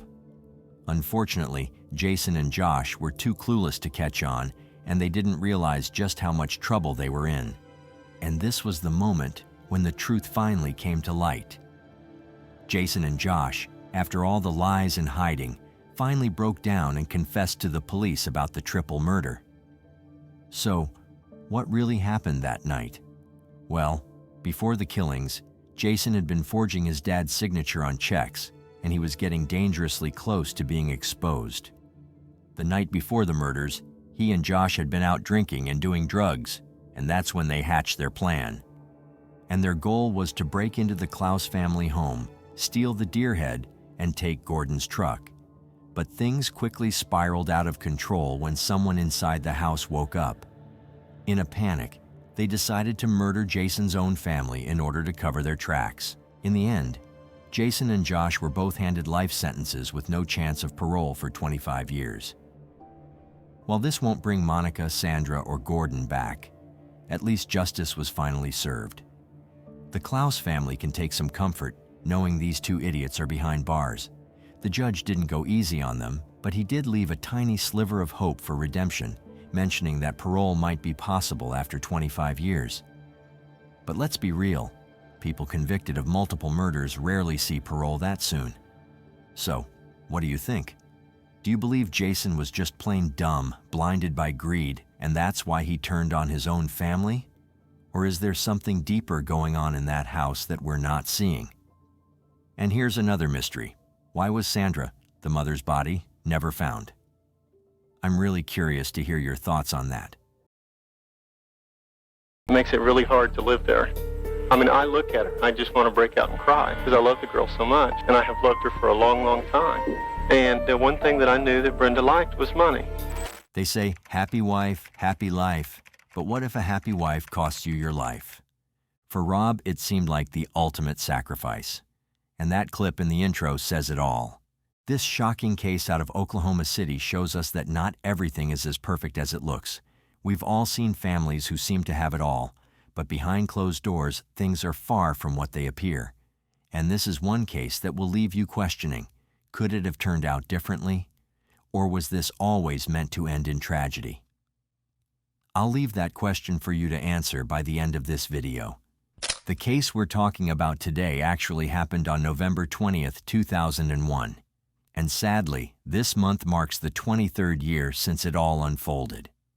On that day, Rob Andrew and his wife, Brenda Andrew, were no longer on good terms. In fact, they had been living separately for a while. But despite everything, it was clear that Rob still loved Brenda deeply. Everyone, including the church community in Edmond, Oklahoma, knew how much he cared for her. Even though they were living apart, Rob still made sure to check on Brenda and their 2 kids whenever he could. But by this point, Brenda was done with him. She had even limited Rob's access to their children. However, on that particular day, November 20th, which was Thanksgiving, they had an agreement. It was Rob's turn to take care of the kids. So that night, Rob put on his best suit and drove to what was once the home he shared with Brenda and their children. As he drove, he even had a phone call with his trusted friend, and it was reported that his friend could hear how excited Rob was, how much he was looking forward to seeing Brenda again. Rob had called my house around 5:30, telling me how hurried he'd been all day and that he was looking forward to picking the kids up and spending a long weekend with them for Thanksgiving. But when Rob arrived and pulled into the driveway, something felt off. Instead of seeing the family he hoped to reunite with, Rob noticed Brenda standing alone in the garage. He quickly hung up the phone and stepped out of the car. He walked into the garage, and before he could even say a word, Brenda spoke up, mentioning that the furnace had gone out. It had gotten cold in the house, and she asked him if he could help fix it. Rob, being the good man he was, agreed to help. He crouched down to examine the furnace while Brenda was standing nearby. But what happened next was something that no one could have predicted. The garage door was still open behind them, and Rob was barely getting a look at the heater when, out of nowhere, 2 masked men appeared, guns drawn. Before he even had time to react, the gunmen opened fire. Rob was shot twice in the chest, and Brenda was hit in the upper arm. The chaos unfolded so quickly that it was almost unbelievable. Minutes later, Brenda managed to call the police, telling them that she and Rob had both been shot by 2 masked men right inside their own garage. To paint the scene, Rob and Brenda lived in a suburban neighborhood in the upscale Landsbrook, Oklahoma, known for its affluent residents and well-kept homes. The area was seen as a safe, peaceful place with nice cars parked along the street and neighbors who looked out for one another. So, when the news broke, it shook not only the community, but also the local police, who were baffled by such violence in their calm neighborhood. Now Brenda, who was wounded in the arm, was treated at the hospital and released, but Rob's family didn't learn of his death until they saw the heartbreaking news on the 10 o'clock broadcast. From there, things only got stranger and more disturbing. When the police arrived at the scene, there was no sign of a break-in, robbery, or anything missing from the home. Rob's wallet was still in his pocket, and nothing in the house had been disturbed, leading investigators to believe the attack was planned and specifically targeted the couple. But why? Who would have a reason to go after this family, known by everyone as kind, friendly, and close-knit? To answer that, let's look at who Rob Andrew was. Rob Andrew was salt of the earth. I mean, this is a Christian man, attended church all the time, a loving father, just a great guy, very successful businessman as well. As you've just heard, Rob was a successful, respected executive in an advertising firm, a job that brought in a solid 6 digits income and earned him a great deal of admiration. Beyond his career, he was deeply involved in his community and served as a deacon at his local church.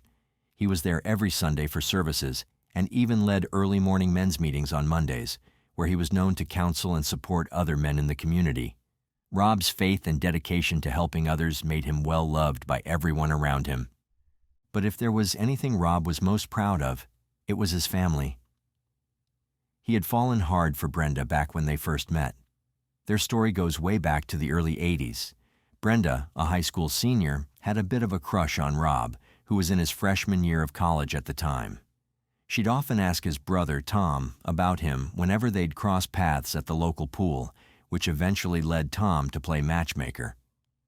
Not long after, the two started dating in 1982 and got married in 1984. The couple had 2 children, and Rob was the sort of dad who seemed to live for his family. He even named their first daughter Tri-City, a unique name that, according to Rob, would be perfect if she ever wanted to run for office with the catchy slogan, Tri-City Electricity. It was a quirky, light-hearted idea that reflected Rob's creative spirit and humor. So now, if everyone loved Rob, what about Brenda? Now, Brenda Evers was born on December 16, 1963, and like many people, her life seemed like the perfect storybook beginning.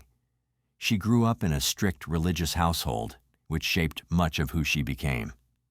Raised in an environment that valued discipline, she excelled in school, quickly becoming known for her sharp mind and straight A grades. And she wasn't just book smart. Brenda was involved in multiple clubs, attended football games, and even twirled a baton as part of her high school team. To the outside world, she seemed like the ideal student, poised, proper, and always well-dressed. But beneath that polished exterior, Brenda wasn't the most popular kid in school. In fact, she was quiet, reserved, and kept mostly to herself. She wasn't the type to throw back drinks at parties or live for the weekend. Instead, she spent her time studying or helping others study, building a reputation as the goody two-shoes in her class. She didn't smoke, didn't drink, and didn't join in on the usual teenage rebellion that so many of her peers engaged in.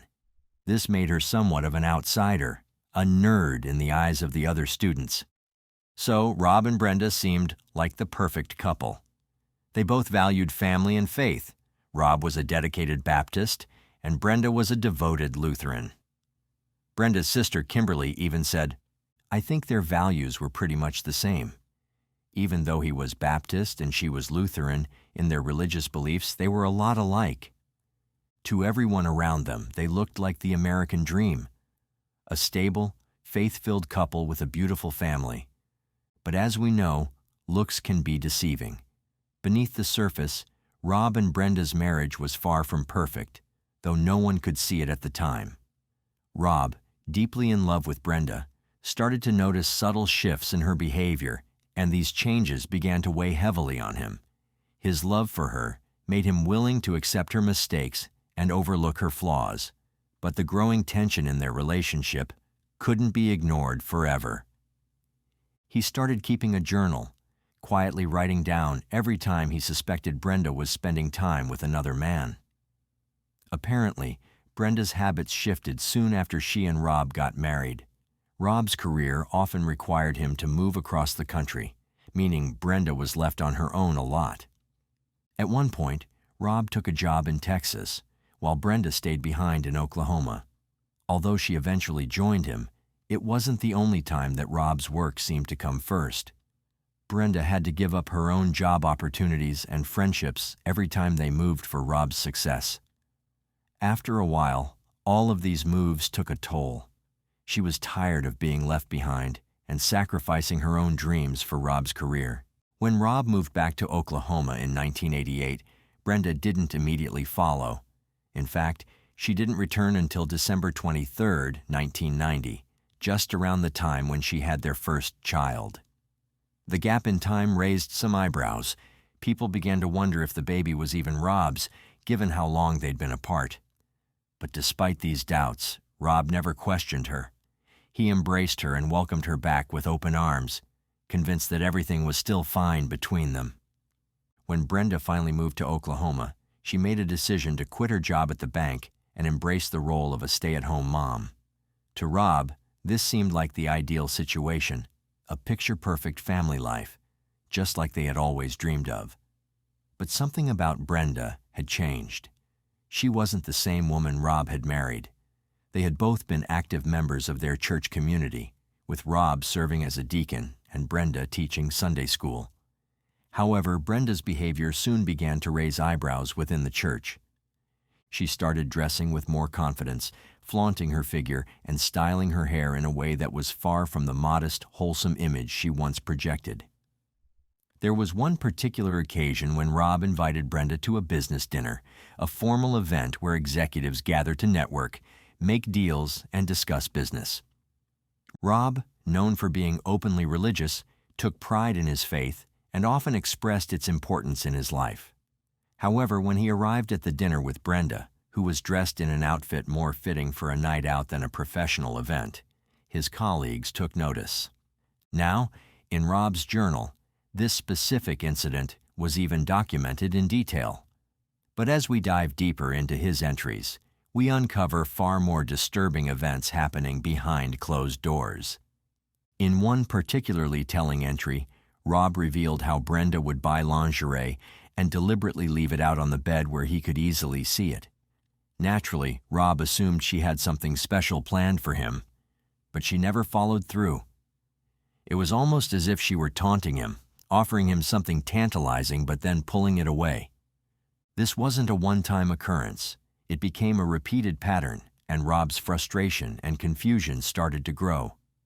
In another entry, Rob described a moment when he was driving by a motel and saw Brenda with another man. At one point, Rob started confiding in his friends and pastor about the growing problems in his marriage.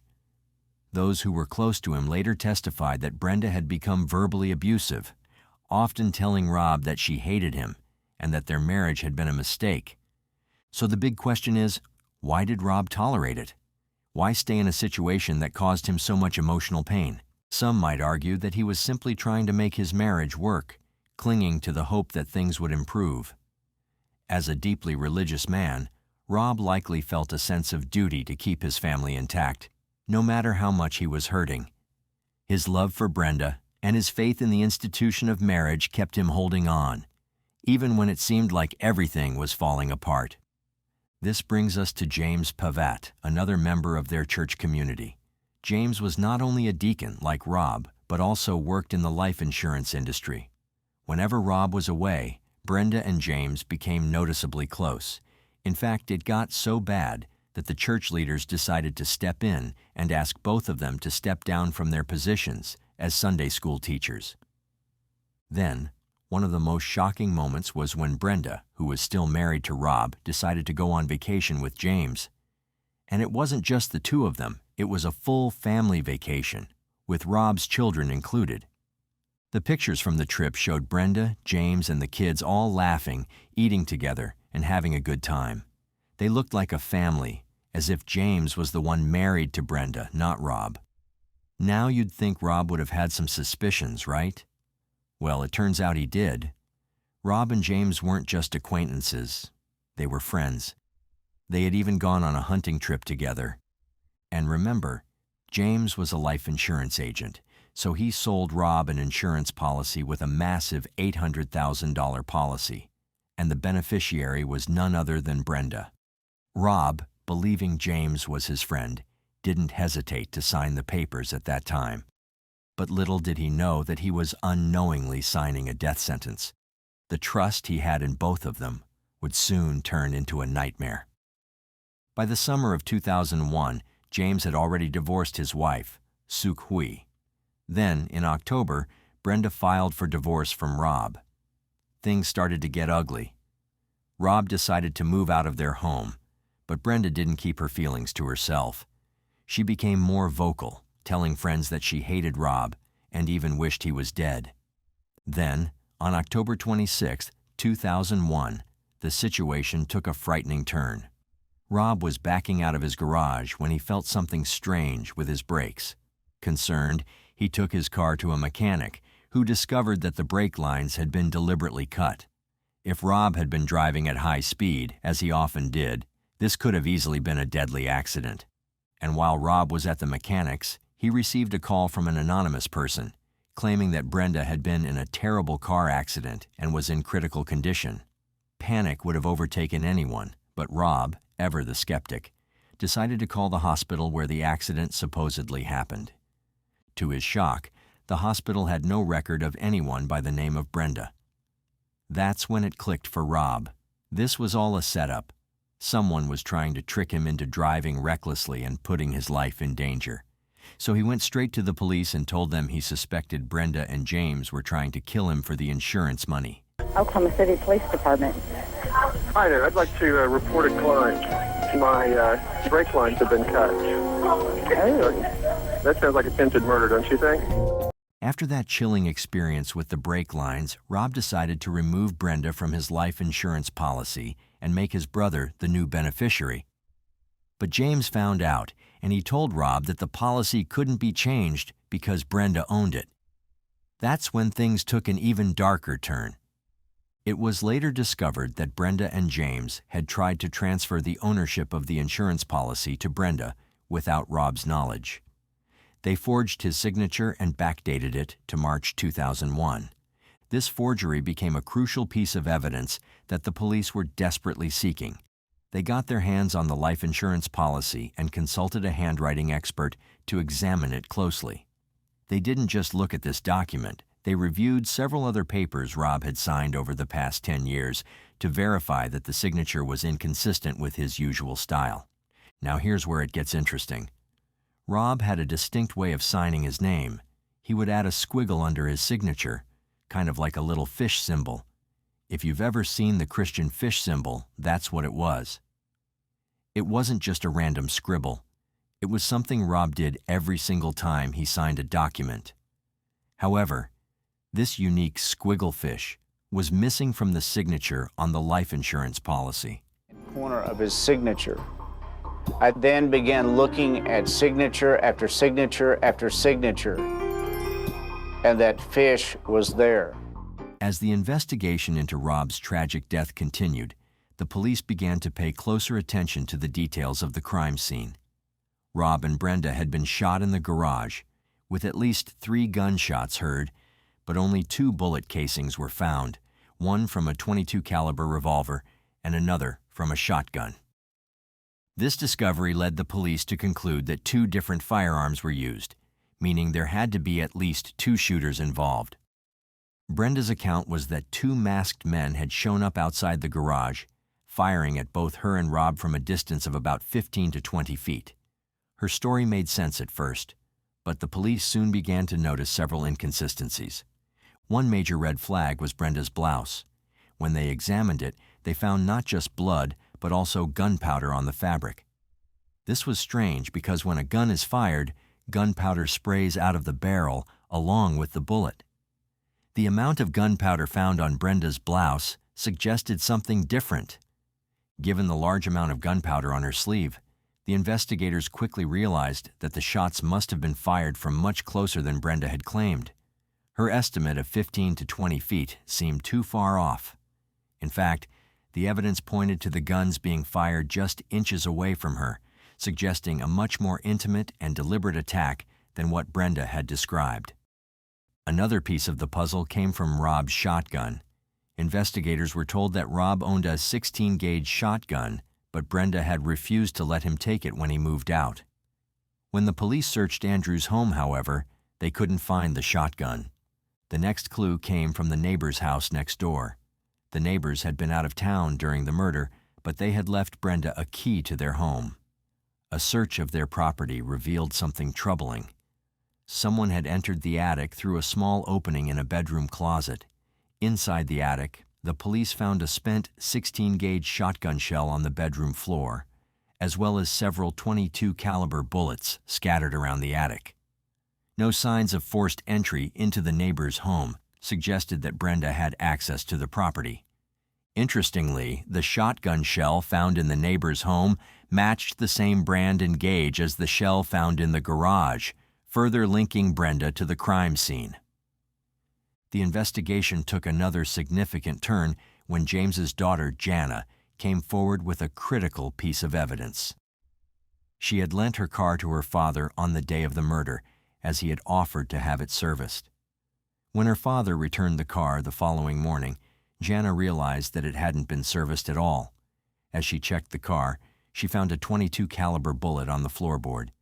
The bullet was the same brand as the 3 .22 caliber rounds found in the neighbor's attic. When Jana confronted her father about the bullet, James told her to throw it away. This raised further suspicions, especially when investigators later discovered that James had purchased a handgun just a week before the murder. All of these clues began to paint a troubling picture, with James and Brenda's involvement in Rob's death becoming clearer with every new piece of evidence uncovered. So, on the day of Rob's funeral, investigators had prepared to bring Brenda and James in for questioning, hoping to get more answers. However, when the funeral came, neither Brenda nor James showed up. In fact, not even Rob's children were there. It was a strange and troubling situation because how could someone not show up to their own husband's funeral, especially when their kids were involved? But instead of attending the funeral, Brenda, her 2 children, and James Pavat made a bold decision. They packed up and fled to Mexico. While in Mexico, James didn't seem to think anyone was onto him. He started calling his daughter, Jana, multiple times, asking her to send him money. He had no idea that Jana was actually working with the FBI. She had been cooperating with them and sharing everything she knew about her father's and Brenda's involvement in Rob's murder. By late February of the year 2002, James and Brenda had run out of money. With nowhere else to go, they crossed back into the United States, thinking they could blend in. But their plan didn't last long. The authorities had been tracking them, and soon enough, they were arrested in Hidalgo, Texas. They were quickly brought back to Oklahoma City, where they were extradited to face charges for their involvement in Rob's death. The trial of James, which began in 2003, was a pivotal moment. His character remained somewhat of a mystery throughout the proceedings. He didn't speak much, and not much was known about his life. The jury convicted James of first-degree murder, and he was sentenced to death. Oklahoma, known for its tough stances on crime, handed down the death sentence with little hesitation. James Dwight Pavat, guilty of murder in the first degree. Fix his punishment at death. According to his ex-wife, Sukhoi Pavat, despite the fact that James was accused of murder, Sukhoi revealed that she still cared for him, admitting that testifying against her ex-husband was difficult. She explained that when James was in love, he would go to great lengths for the person he loved, and this was something she had experienced during their 9 years of marriage. While Sukhoi testified, she recalled being shocked when James first brought up the idea of divorce. She was told that it was for her protection due to the struggles James faced during his time in the Special Forces, including issues related to his time in Korea, which he said was the only place that felt safe in the world. Eventually, Sukhoi moved to Korea briefly, but returned to Oklahoma City after James claimed he had made the biggest mistake of his life. However, when Sukhoi returned, she noticed a drastic change in James. He was no longer the kind, loving person she had known for years. "He wasn't the same Jim I knew for 9 years, she told the court, describing how something about him seemed wrong. Despite this, Sukhoi continued to testify that she believed James's motives in the divorce were not entirely rooted in malicious intent. A year later, it was Brenda's turn in court.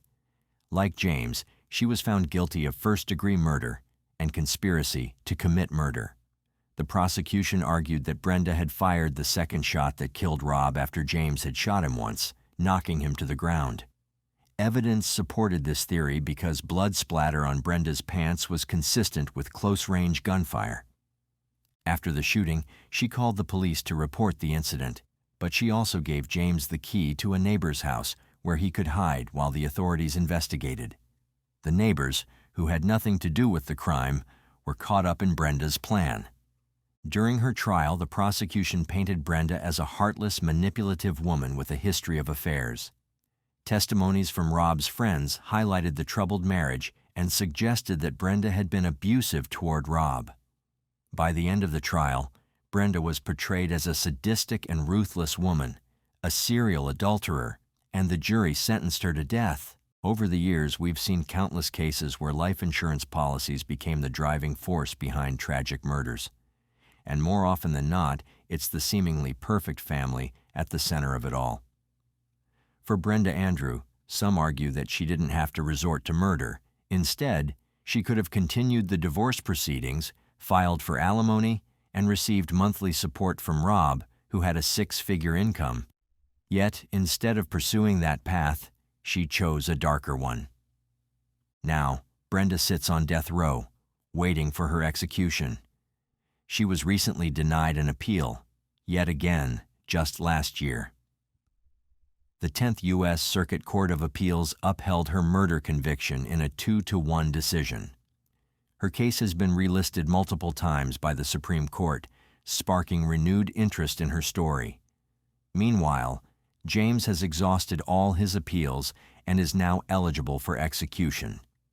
His execution date was initially set for July 11, 2024, but it has since been delayed, and the new date remains a mystery. So, the question remains, could this have turned out differently, or was this always destined to end in tragedy? Let us know what you think in the comments section below.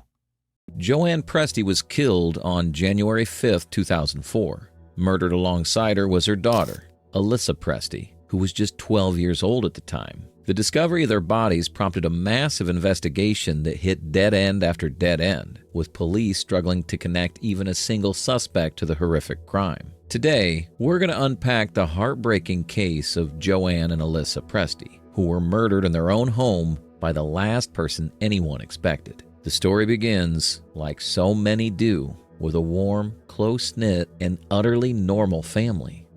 Joanne was born on the 7th of March, 1969, to Peter and Annette Presty. Growing up in Stoneham, Massachusetts, Joanne was known to be fiercely independent and unafraid to speak her mind. The fact that she was Italian provides us a bit of a hint about how her childhood was. She was the only daughter of the family, which meant that her 3 brothers were likely extremely protective of her, and she probably felt the same way about them. Much like most Italian families, the Prestys hosted frequent gatherings where everyone ate meals together and maintained their familial bonds. Not much has been made public about her early life. By all accounts, Joanne had a normal childhood, one that shaped her into a generous and highly empathetic woman. However, just like so many other women, Joanne had to deal with men that only wanted to take advantage of that empathy. We can see as much in her romantic history, which shows her trusting and ultimately being betrayed by man after man until she finally decided she didn't need anyone at all. The first major relationship she had was with John Carter, a relatively successful hockey player signed to the Boston Bruins. In around 1990, Joanne was studying to become an eye doctor when she met the handsome athlete, and it's safe to say that he swept her off her feet. It seems like they had a brief but intense relationship, one that led to Joanne getting pregnant. Alyssa was born on February 20th, 1991, which happened to be around the time her mother and father's relationship ended as well. John was at the height of his career, and it's possible that he didn't see Joanne as more than a fling. When he found out she was pregnant, he made it quite clear that he didn't plan on being involved with the child. Undaunted by John's selfish mentality, Joanne knew she could raise her daughter on her own, and she did. She was driven, committed, and hardworking. And though he refused to be involved in Alyssa's life, John at least had the decency to pay child support. A few months after she broke up with John, Joanne was ready to move on. She met a man named Frank Martineau, and they immediately hit it off. Unlike John, Frank seemed like he wanted to settle down. Based on what I've read, he was a sweet and caring man, and he did what he could to be a good boyfriend to Joanne. In fact, their relationship was so copacetic that they decided to get married and had a son named Justin in 1993. Frank was a loving father, which meant that Alyssa finally had a positive paternal figure in her life. Together, Joanne, Frank, Alyssa, and Justin seemed to form the perfect family, but sadly, it wasn't meant to last. While Joanne and Frank initially had a great relationship, they eventually started experiencing friction. They started arguing and just didn't seem to see eye to eye anymore. Stuff like this happens. People grow apart, and Joanne and Frank did what any two adults would do if their relationship wasn't working out anymore. They got divorced. Their marriage had lasted 5 or 6 years, and it may have been the best relationship of Joanne's life. Hearing that might sound odd, because it was a marriage that ended in divorce after all, but the person Joanne got involved with after Frank was far worse on so many levels. Around the turn of the millennium, Joanne started seeing a man named Thomas Polak. There's a good chance that he was extremely charming at first. Men like him tend to be, until they show their true colors. You see, Thomas was not a gentleman. He was not a kind man. In fact, it didn't take much to make him fly into a violent rage, and that's exactly what he subjected Joanne to time and time again. Thomas had a history of abusing women. His ex-wife, Cassandra, reported experiencing brutal abuse at his hands, including an incident where he slammed her head into a bathroom sink. It bears mentioning that Cassandra was pregnant at the time, which shows just how much of a sociopath Thomas could be. Cassandra was left with 2 black eyes after that incident, and it's possible that this is when she left him. Not long after, Thomas met Joanne, who he charmed with the mask that so many abusers put on to lure their victims into a sense of security. But pretty soon, that mask began to slip. Thomas violently beat Joanne every chance he got, even going so far as to choke her with a phone cord at one point. In another incident, Thomas threatened to blow up her car, and if his violent past is anything to go by, this isn't something Joanne would put past him. All of this abuse happened right in front of Alyssa, who hadn't seen anything like it up until this point. Frank had been a caring father figure, but Thomas? He was someone to be feared, and fear him she did, just like her mother. But getting away from Thomas wasn't as easy as it could have been, because shortly after the relationship began, Joanne became pregnant with his child. Sean Polak was born in 2001, and his mother filed a restraining order against his father at around the same time. Joanne knew that she had to protect her children, and she did just that. In 2002, her divorce with Thomas was finalized, and she made sure he never got anywhere near her again. At this stage in her life, Joanne was in her early 30s with 3 kids to take care of. Her relationships had been disappointing at best and disastrous at worst. She needed to get away, to get a fresh start somewhere new, somewhere her kids could play safely in the streets and she could sleep soundly at night without having to worry about Thomas bursting through the door. That's when she found out about the town of Woburn, Massachusetts. Woburn is the kind of town that has a timeless feel to it. Indeed, having been settled in 1640, it was one of the oldest towns in America. More importantly, it was a place where people could go to feel safe, where a tightly knit community of blue-collar families always looked out for each other. In other words, it was without a doubt the perfect place for Joanne to start fresh. She moved to Woburn in 2003, and it really seemed like a new chapter in her life had begun. She became heavily involved in the community, winning the affection of her neighbors with her energy, charisma, and boundless generosity. Despite all the suffering, despite having every reason not to trust people, Joanne refused to let her beautiful true self be tainted by the past. And so, she became a pillar of the town, with residents often calling her the Pied Piper of Woburn for her generous ways. Joanne had a particular love for children, often hosting events for kids in the neighborhood, many of whom felt like she was the only person they could talk to, or rather, that she was the only adult who would listen. Alyssa always seemed to settle in quite well. Having seen the frightening reality of how some people could be with Thomas, she'd grown wise beyond her years. She was her grandparents' favorite, but despite all the coddling, she was a responsible young girl who was more than capable of taking care of her younger brothers. It was like she'd inherited all of her mom's traits in that regard. She was protective, warm, kind. The perfect little girl in every single way. When she started attending Daniel L. Joyce Middle School, her academic prowess started to show as well. She was a straight-A student who dreamed of becoming a pediatrician someday, and also found time for extracurricular activities like cheerleading. Slowly but surely, Joanne and Alyssa started to feel safe once again, not knowing that there was a wolf in sheep's clothing in their midst. By the way, I post true crime and new cases here every day, so if that sounds like your kind of thing, please consider subscribing. It helps a lot. When Joanne moved to Woburn, she immediately felt a bond with one of her neighbors, a woman by the name of Bobby Jo Miller. She had problems of her own, including an ex-husband named Michael Bazanowicz, who gave her plenty of grief. Joanne often acted as the mediator between them, never taking sides in their arguments and maintaining a cordial relationship with Michael. Apart from that, there was Harinder Singh, Joanne's landlord, who lived with his wife nearby. Harinder was a kindly man that seemed to really like Joanne. You could say that everyone liked Joanne. But in Harinder's case, some might say that there was a bit more there. He'd always find an excuse to come around to fix her sink or do some other home repairs. Joanne gave him unusually free access to her house, seeming to trust him around her kids. As it turns out, she wasn't afraid to be vulnerable around him either. She'd often go to his basement to have a few drinks and chat, an activity in which Mrs. Singh was curiously not involved. Was there something romantic going on between Joanne and Harinder, or were they just friends with a perfectly innocent relationship? Either way, Harinder was an important person in Joanne's life. So was Bobby, and both of them became concerned one day when Joanne seemed to have vanished into thin air.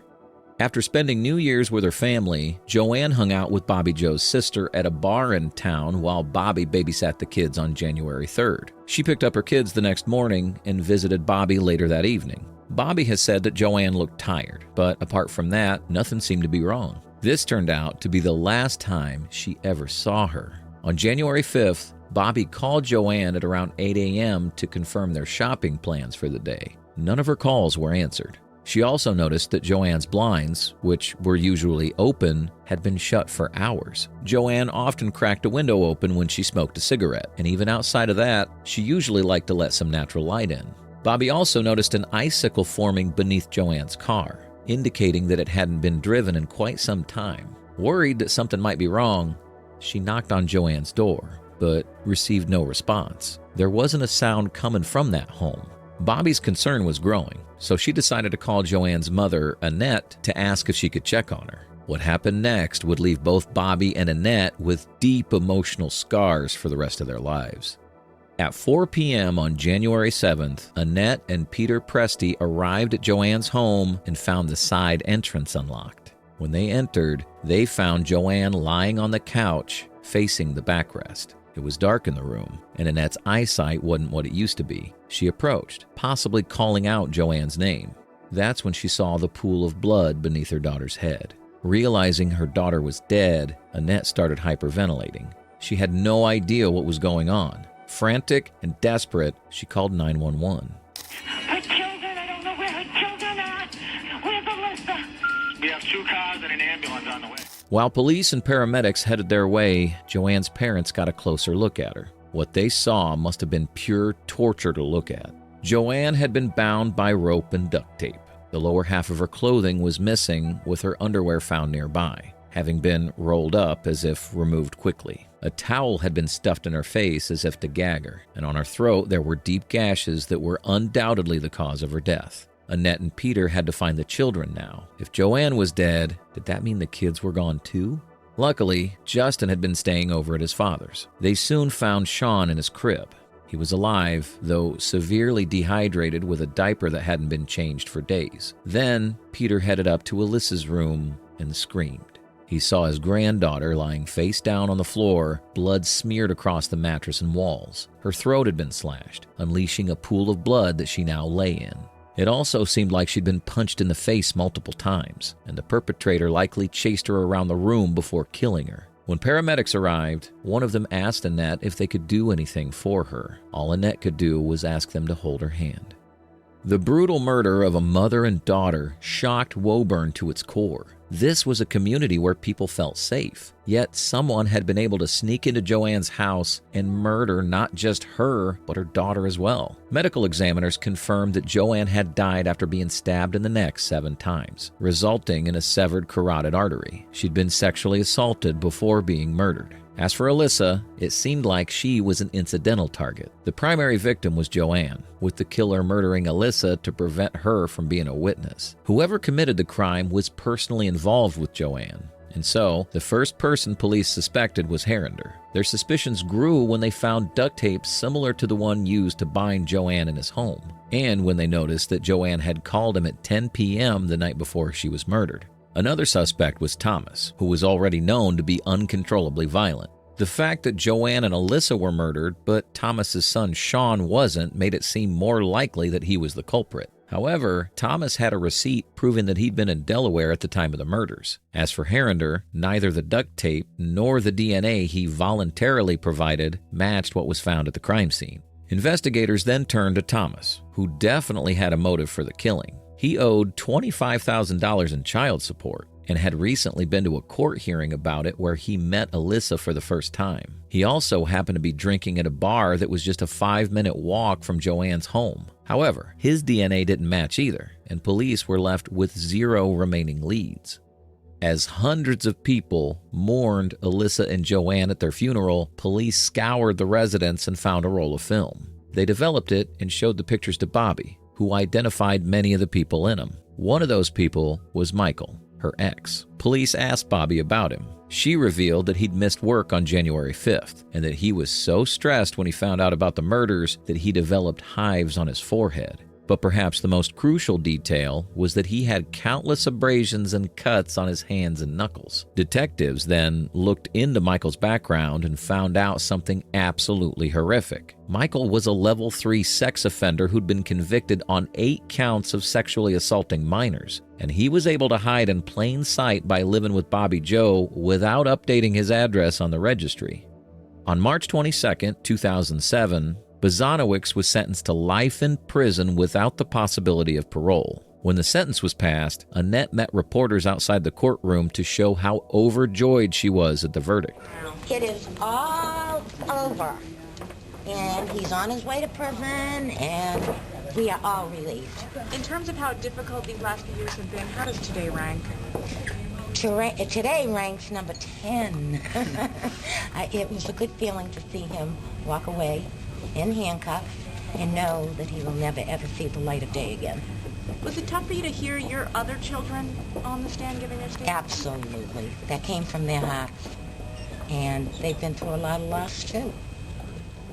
The fact that Bazanowicz was able to hide his sex offender status led to legislative changes to better track people on the registry. That's one small win that we can find in the midst of all this destruction. Michael Bazanowicz ended 2 bright lives that day and traumatized 2 other children. Joanne's brother has said that Sean's drawings show how disturbed his state of mind was after the incident. The entire Woburn community couldn't seem to fathom what had happened. Joanne and Alyssa were fighters from the start. They had the kind of mother-daughter bond that few people ever managed to achieve, and they deserved to live the full, joyous life they fought so hard for. The fact that Bazanowicz is still alive and they're not may be an injustice in and of itself, but it's perhaps fitting that Bazanowicz spends his days rotting in a cell, with no freedom and no escape.